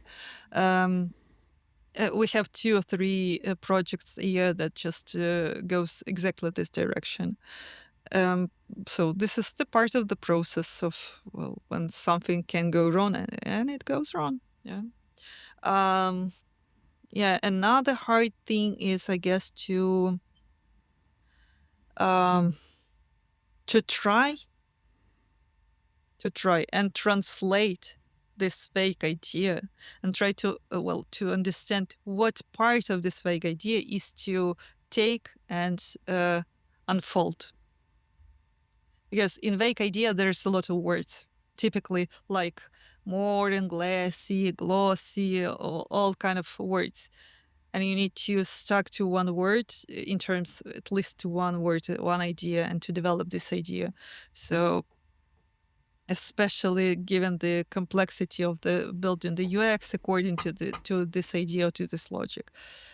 So this is also hard, being a translator basically from the task language to real implication language too. So it's kind of a translational thing. Uh, And and I guess constant iterations, like especially when the direction is constantly steering, is also hard. But I guess it's inevitable in order to find some complex solutions. So yeah, it's hard, but we are doing it. and how many iterations does it usually, on average, take to Mhm. get to the final product? Well, we made it smaller to 2 or 3. But back into 2017, it could be like 5 or 6 ideas, 5 or 6 steered directions. We even used to. So it. Well, you have to understand that it's expensive to deliver a couple of different ideas at a time to consider to clients' consideration. It's an expensive thing, and audio industry cannot afford it like so. Most likely, they would just stick to 1 or 2 ideas to start with, while really cool projects, really cool visual ideas takes more than 5 or 6 ideas to choose from, just starting with. I've seen, I remember there is this one Behance portfolio of this native instruments. When I've been searching through references and I stumbled upon this portfolio, and there was this user interfaces where I saw just like 20 to 30 previews of how they just how the designer choose the positions of the flickers on the screen. So he iterated 20 to 30 images just of how the uh, core focus, visual focuses would be. And that explains it, everything, which is why huge companies are getting richer because they have money in order to hire design on board and keep him going on and on with the updates, to make this high polished, really visually striking user interfaces. While smaller companies, they just can't afford it, and that realization is also hard, because when we started, we were thinking that we would make these user interfaces, make the industry look better.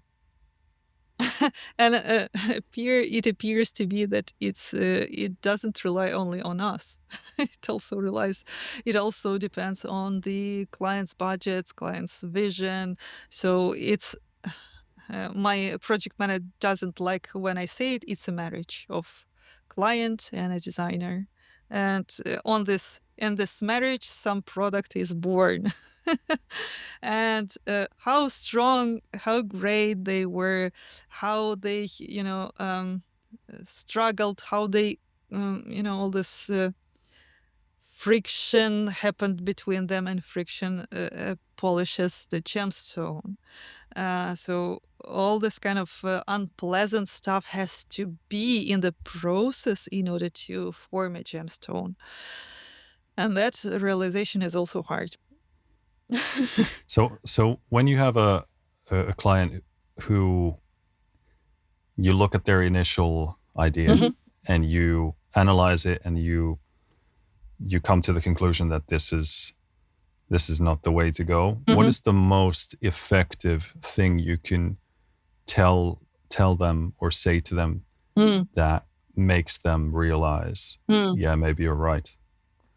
Well, in these cases, we also try to pretend that, not to pretend, try to just maybe try to have this idea. Maybe we don't understand something and he knows it better. And try to follow a lead and do the best that we can in order to at least apply the rules, the basic rules of the aesthetically beautiful or professional looking. So at least apply these rules in order to get this product a new look, a new structure. And that's what differentiates good designer from the bad designer. When you can turn shit into gold professionally. So when you know what strength of this product to enhance, to unfold to the audience. Shit is a bad word in this situation. It's typically what you would say in the real life communication, right? But everybody understands it, and everybody don't want their product to be shitty, right? Don't want their product to be bad, and so people won't use it. And unfortunately, saying that that the product is shitty is which is why we also play it. Maybe we don't know it. Maybe we don't know something, and that can be our lesson to learn it all over again and again and again. So that's how we play it. Not play it. That's how we do it, because play it is pretending. We are not pretending. We are actually trying to help every developer who comes to us for a consultation or for a UI design. So we genuinely try to enhance what's best, because we've analyzed all those releases all over the years, and that kind of realization and analysis made us stronger, made us choose better strategy for this or that UI design. And sometimes our vision is completely different from the client's, so the only thing we can do is to try to understand the client. Yeah, and it's quite often in life it's useful to assume that you don't know everything. Yeah, and you don't know what the right answer is. Yeah, And maybe it's something that you don't come to eventually think about. eventually it's this person comes to you with the money they have, so they are not stupid. They are smarter in some way than me or anybody in my team. So they have money, they have product, they have already development. So we can say that the product is shitty. Probably we don't understand something. Maybe we just don't believe in the product. And sometimes, and in our history, it happened that we just didn't understand the product. It was probably the translational process from this ideological to implementational was complex. But when the product was finished, and we saw the build and we test the build, we realized, that's what we've been built in, that's maybe we should do it a little bit other way in order to make it better, you know And that another iteration made the product even better. So yeah, that happens. So which is why calling a product shit is the easiest part for any designer. But trying to understand how to work with that makes you a professional. Yeah. Well, we are entering, a zone where I can get hate No, into my I think direction. you put it nicely, and I understand what you mean. Like, there's of course like casually saying something is shit is not the whole Yeah, picture of yeah, what you that's actually think and what you mean. And obviously, your customers probably want to, in general, avoid the basket of being in a or making a product that doesn't achieve what they would like it to Mhm. achieve. But if we go back to the early beginnings of starting the company, you first you did this free stuff. You gathered the attention. Then you Mhm. got this first project with the company. I don't remember the name. Maybe Synapse some, Audio. Thank you. yeah. Uh, so what was the process of going forward from there? How did you scale? How did you get more customers, and how how Oh. smoothly did it happen? Oh, guys, I made so many mistakes. Well, since I realized that I need to acquire clients, I went this strategy. This is called cold letters. So basically, I started writing companies. Hey, I can redesign your user interface, or hey, your UI looks ugly. Maybe I should take a look at it and give you some professional look. Or hey, do you want a UI designer on board, or something like that. So I made a lot of stupid mistakes, yet uh, my conversion rate was 3 clients out of 200 letters. So conversion still is. So guys, the conversion thing is real. So there is still chances to get clients out of your poor job as a sales manager. So there is still a chance for you to get your first clients. And I've got those few clients first. Some of them reached us out along this project process. Some of were just became clients, and still we are still working with one of those very first people. So he made a joke to me, replying with "That's not the best way to get you a first client, but I like your portfolio. I attached the PDF portfolio with prices and examples of work, and that kind of thing worked for me back then." Um, so yeah, we're still working with this developer, and he's still working on mobile solutions for, especially for Android and iOS. Yeah, and he's pretty good. His software is pretty good, and which is why we're still working with him. So he is growing, and we are growing as well. Yeah. So how long did it sort of take to get to a sort of Mm. consistent, uh, like viable company Three level? years. And After three three years. And years what? of this kind of work where we were struggling, we more or less found this balance. So we started to be seen by the companies, and word of mouth started working basically, and Google started working on us because we've started with zero investment, and basically we were relying on CEO, uh, SEO, SEO, yeah, SEO. Yeah. SEO, and that's only it, and probably some forums with, and basically that's it. Um, Fun fact that one of the companies that were in my initial uh, cold sales messages later found us and wrote to me, and he even didn't wrote the letter, so it went to spam. So he even didn't saw that embarrassment that I wrote to him. Reached me out a couple of years later, and we started to work with him. Yeah, and produced 600 contact libraries with this developer. 60. Nice. Sorry, 60. 60. Sorry, 60. Well, still. I stopped counting projects when the number reached approximately 500. And that was 2018 or something like that. So we can be at 1,000 at the moment pretty easily right now. I don't know how many projects we designed. Well, I can count it, but that would be too hard for me to count forward. So, Yeah. Still we love numbers, so I pretty much say with an honor that I've designed. I touched more than 500 or 600 user interfaces in my entire life, like as a producer of them. Yeah.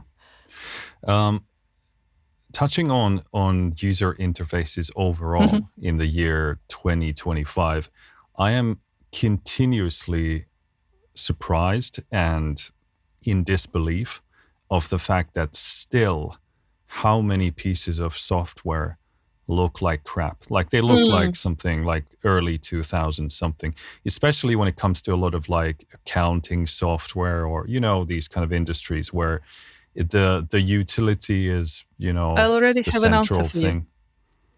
Okay, please. I worked with this corporate company, a huge corporate company, and they are doing this utility software. So basically, it's a piece of utility software.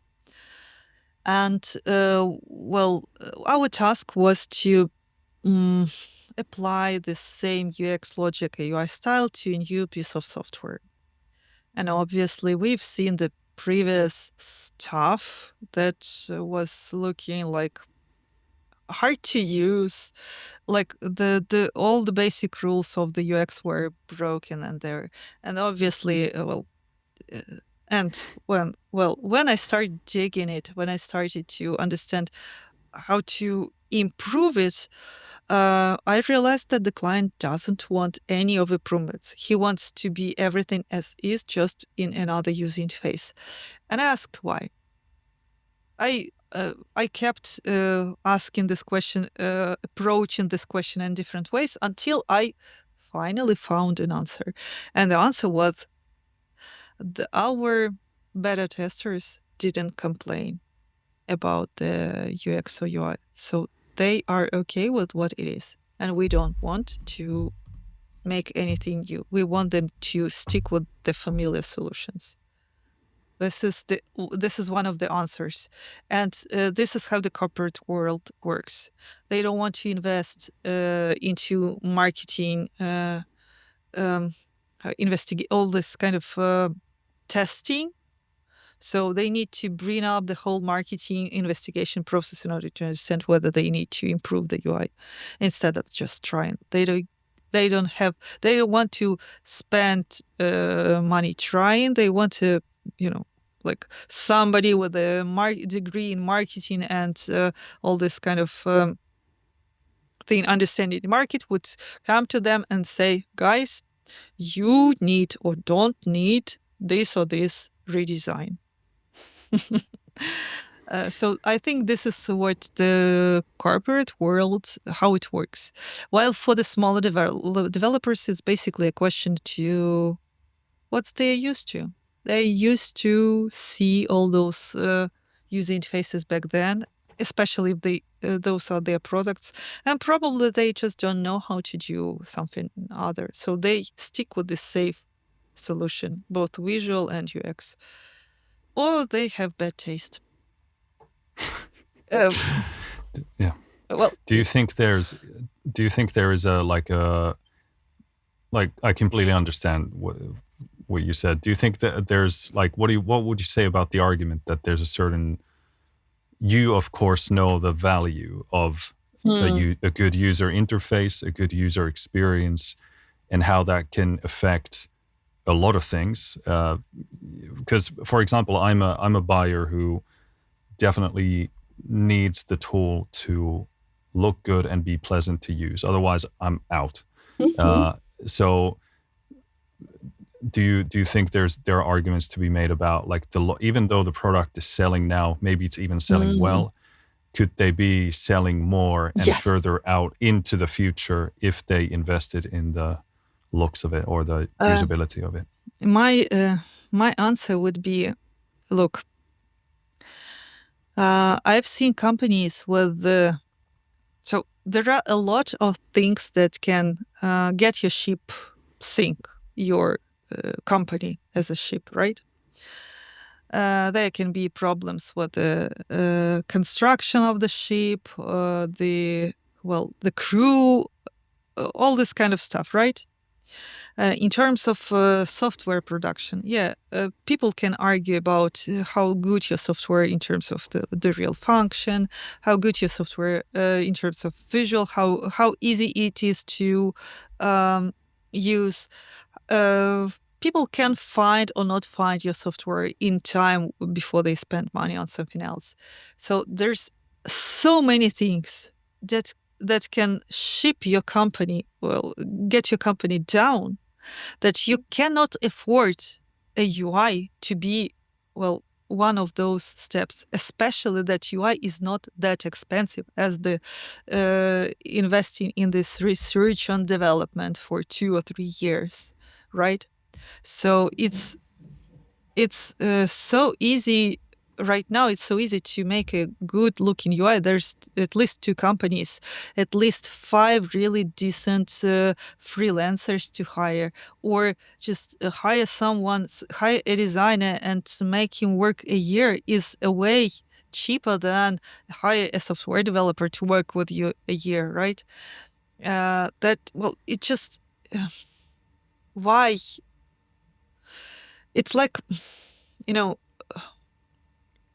I always think you've invested so much money into a really good DSP. There's so many investment already at the stake that you want an average cover and and an average marketing to this product.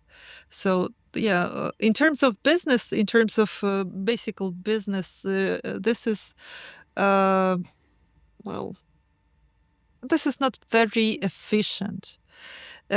Companies that are built, like especially in audio industry, everybody knows this company. I wouldn't say it.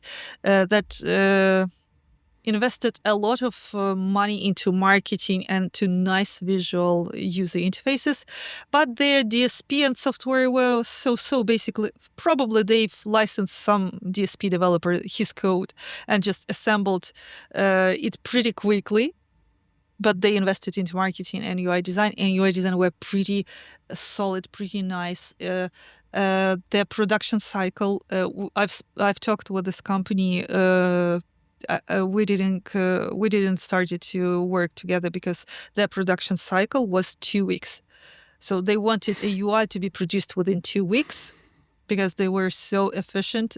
They had so many stuff to publish that, our average cycle is minimum 1.5 months for a really good looking, decent UI. So this is the bare minimum, not 2 weeks. And despite that fact, they released a lot of products, and they've earned a lot of money. It was 5 or 6 years ago. So everybody knows this company. People were talking on forums about the approach. They didn't like how it probably somewhere sounded. Yet the company is still successful. It's still there, and they're already doing nice software. Probably they learned something or earned money to make better TSP or whatever. Yeah, this is one of the facts that should bother you, that you are entering a competition with other companies that can afford better UI designs. And when we, as a team, started analyzing plugin releases, I'll be releasing it like a quarterly. We realized that 60% were in a poor visual or UX solutions zone. To many different factors, budget, whatever. I realized that that's the problem of how to say it. It's budget. Most likely, those developers are doing it alone. Others are hiring companies, and probably they just don't have money to reiterate or something, or just bad taste or bad technical task. There's so many things. Yet those who invested into UIs and they look nice, they are doing pretty well. And I'll try to make this. I'm doing this kind of catalog. I'm collecting all the user interfaces, especially successful user interfaces. And I'm trying to compare. So we have this separate list of a separate base of user interfaces that were marked as really good. And we started comparison and analyzing those lists that is good. Are those the successful plugins? And it appeared to be that those list is the most successful plugins. They're still selling, and if they reiterate pretty good. So even if they get redesigned, they are doing pretty okay, even because they've collected a huge user base in order to afford to update and to work with updates. So there's pretty small amount of plugin developers who close the companies, and that within this zone of really nicely designed plugins. So I try to operate statistics nowadays, which is why I started to collect this catalog in order to not to be just, that shouldn't be just like I'm saying because I'm an expert. I wanted to show some sort of a proof. And in order to get this proof, I need to collect it and show it to the world, which is why I'm building this kind of catalog. Probably it will take me a half of a year or more to finalize it, to somewhere to browse a version that you can check for the plugins, for the type of the plugin, for the style of the plugin, and especially for this mark that this is a good UI design. And analyze it for yourself. So, yeah, it is called. Sounds like a cool resource. It is called. Well, this skill I call it a trained eye, basically, because being a professional is also having a great visual taste. And in order to have great visual taste, you need a reference what is good and what is not. And probably some mentorship. In my case, my mentor is my husband. So yeah, and he is basically a mentor for the whole team. Yet this kind of process started to work and in reverse as well. So some of our team found cool UI designs that were approved, and basically that surprised me. So it shows me that our work, that how we build it, started giving the good results, because people started being not only the professionals in their tiny process, but they became great with visual taste, and that's a really good goal. And it means that I can teach it everybody outside my team as well. So probably that would be one of the use of this catalog, to teach, to train an eye. Yeah.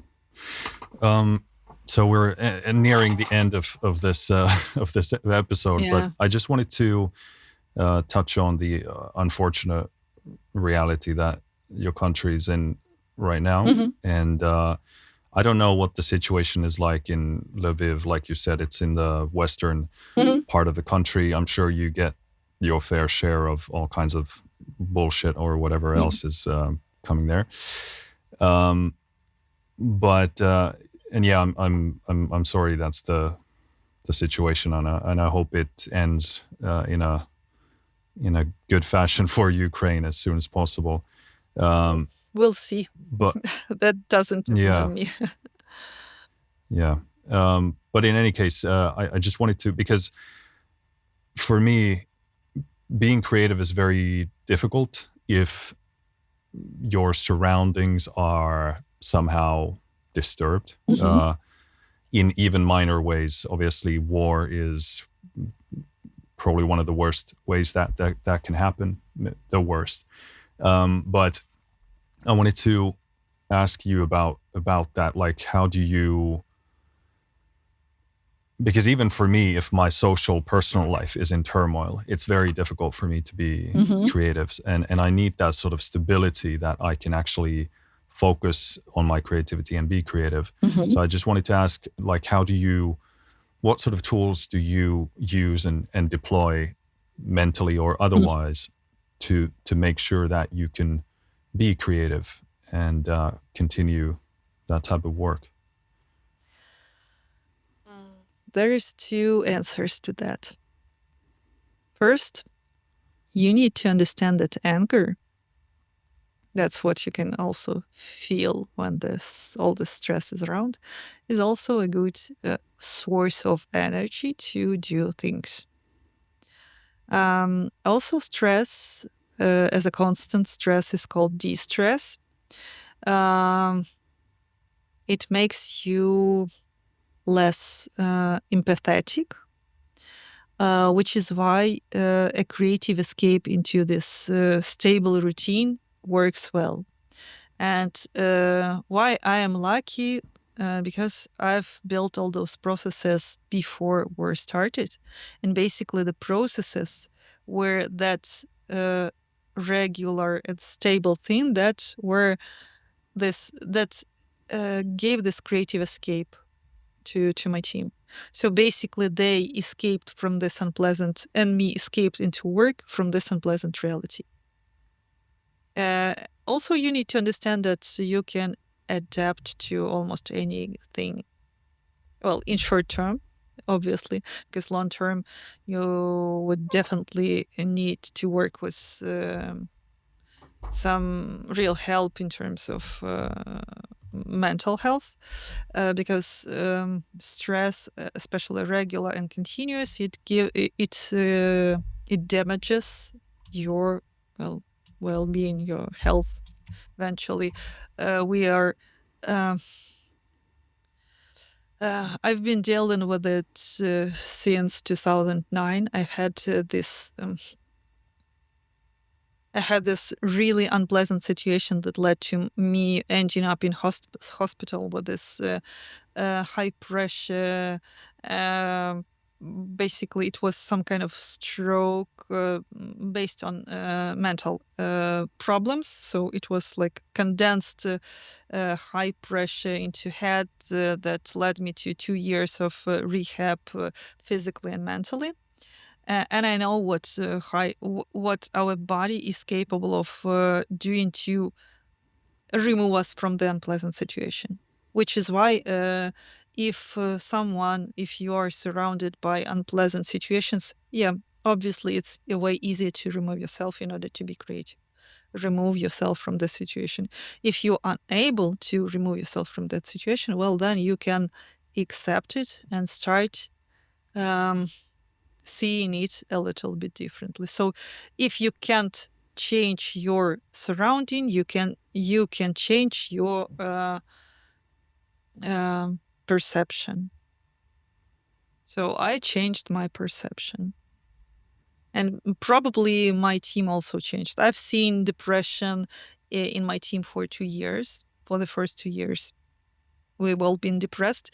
But those 2 years were the most productive years in Voger UI design production.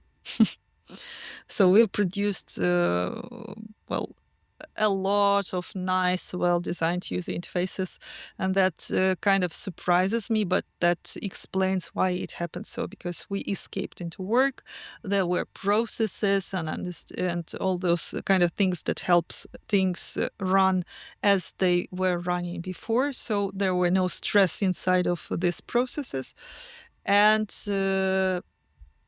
obviously we were under kind of a mission, because um, if it's not us, who else? I don't know. Well, at least we're Yeah. doing those 10% of nice user interfaces of all the kind of global releases of the plugins. And it really motivates us when a product gets released and it's popular, which means that our strategy worked. So that helps us. We all want to make something that is useful to a lot of people. So that helps us. Yeah. course, Okay. we are More. very, very, very kind of friendly team. In terms of friendly, I mean, I've created this very supportive environment. So since I've been in therapy, I realized that my group is the people that is my community. So I have to either choose or make them feel better, and basically which is why my approach to leading people also is kind of a little bit different from typical approaches in the corporate companies. So I love my people. I really love them. I've chosen each one of them. Well, basically, I try to make everything I can in order for them to feel great and work great. And well, obviously, I think they like my direction, which is why the company is doing okay.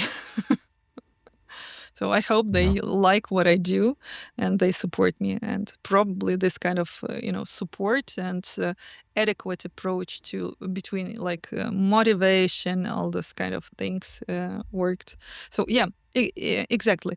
As I've told, probably I'm lucky, but I've been connecting dots. I've been connecting a lot of dots in order for that to happen. Right. What is your definition of an artist, if you had to give one? Ooh. Mm. And it doesn't have to be like an all exhaustive, complete Oh, definition. You can it's a explore pretty an hardworking angle. person, I might say. Hardworking person.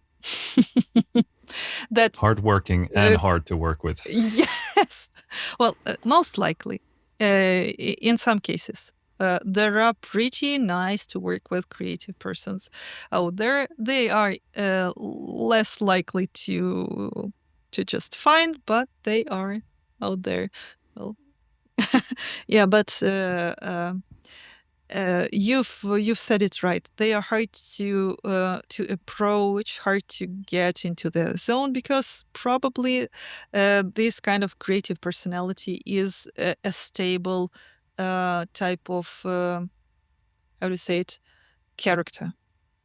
So probably those personal traits are common despite the country, despite the origin. So, which is why it's hard. Yeah, it's hard to work with, but it's where something interesting to observe or to work with is born.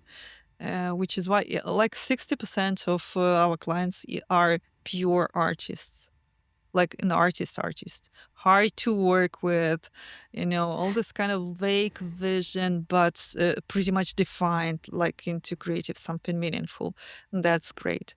Others are businessmen, which is also good to work with because they know what they want in terms of a product, how it ends up in their portfolio, how it ends up on the market. That's also great to work with.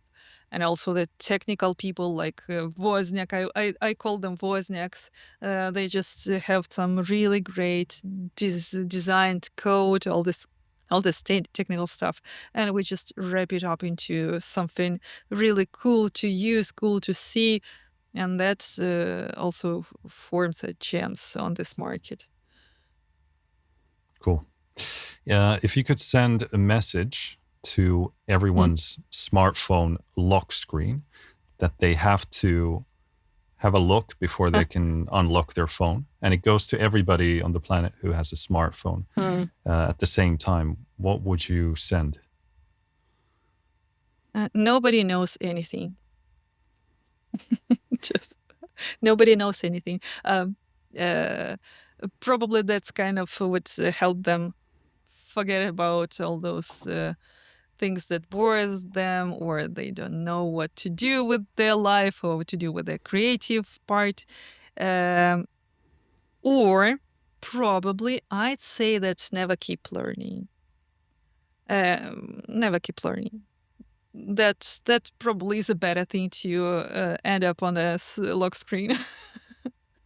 Because yeah, we have to learn, we have to adapt to this world, and this world is constantly changing. So we have to keep learning, and that is better for our brain as an organ. So I guess this would be better. I would need to reiterate that, like, one more time. But yeah, I guess this. Yeah, it's not a thing you would want to do lightly. Yeah. So, but yeah. Okay. Before we wrap this up, is there a guest you would like to see on this podcast? Yeah. It can be someone you know, or it can be someone. I have a couple of them.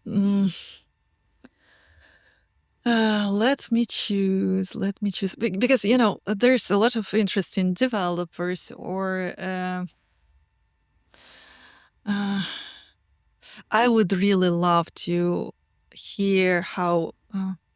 It surprises me, but I want to start with Adio, with Troils, how he works, because he was one of the most influential contact library developers, and he still is pretty cool, because I know that he's, despite his contact, he's also has a lot of other interesting stuff going on with him. He's pretty deep, and he has a great vision. So I would love to listen to his interview, actually. Yeah, because everybody sees interviews with Chris Nolan, or this kind of or this how the most influential composer of all times, Hans Zimmer. But those people who are adjusting to this industry, yeah, I'd probably start with Troils. Pretty Cool. nice. He's pretty nice visionary. Nice. Well, I'll see if I can make that happen. Maybe you can introduce me if you know him. So cool. Is there anywhere you would like people to go to? Maybe your website, maybe your socials, to check out what you're doing? Probably it would be great if they Googled Voger Design. That would help me improve my SEO with this name. There you go. That's the ask for the episode. Please Yes. Google Voger Design. Yeah. But cool. Otherwise, yeah. I'm doing fine. So if you just Google and see what we do, and give us feedback, what you like and dislike about work, yeah, that would be pretty much valuable, because I like to read negative comments and or the critique. I love critique, because that's where I can learn a lot. Well, if it's adequate critique, Yeah. Awesome. Cool. So pour in the criticism straight into Voger Design's social media inboxes. Yeah, cool. yeah. I read every comment and answer everyone. Awesome. Cool. Well, this has been very insightful. There's still a lot of stuff we didn't touch, and obviously this is a big field and a big actual interest of mine. So hopefully we can do another episode sometime in the future. But just name a topic. Yeah, cool. Well, I mean, there are plenty here in my notes, so plenty to touch on. But again, thanks for taking the time, and also thank you for bearing with all the technical issues, but we got through in the end. Yeah. And cool. Yeah, the pleasure is mine. Likewise.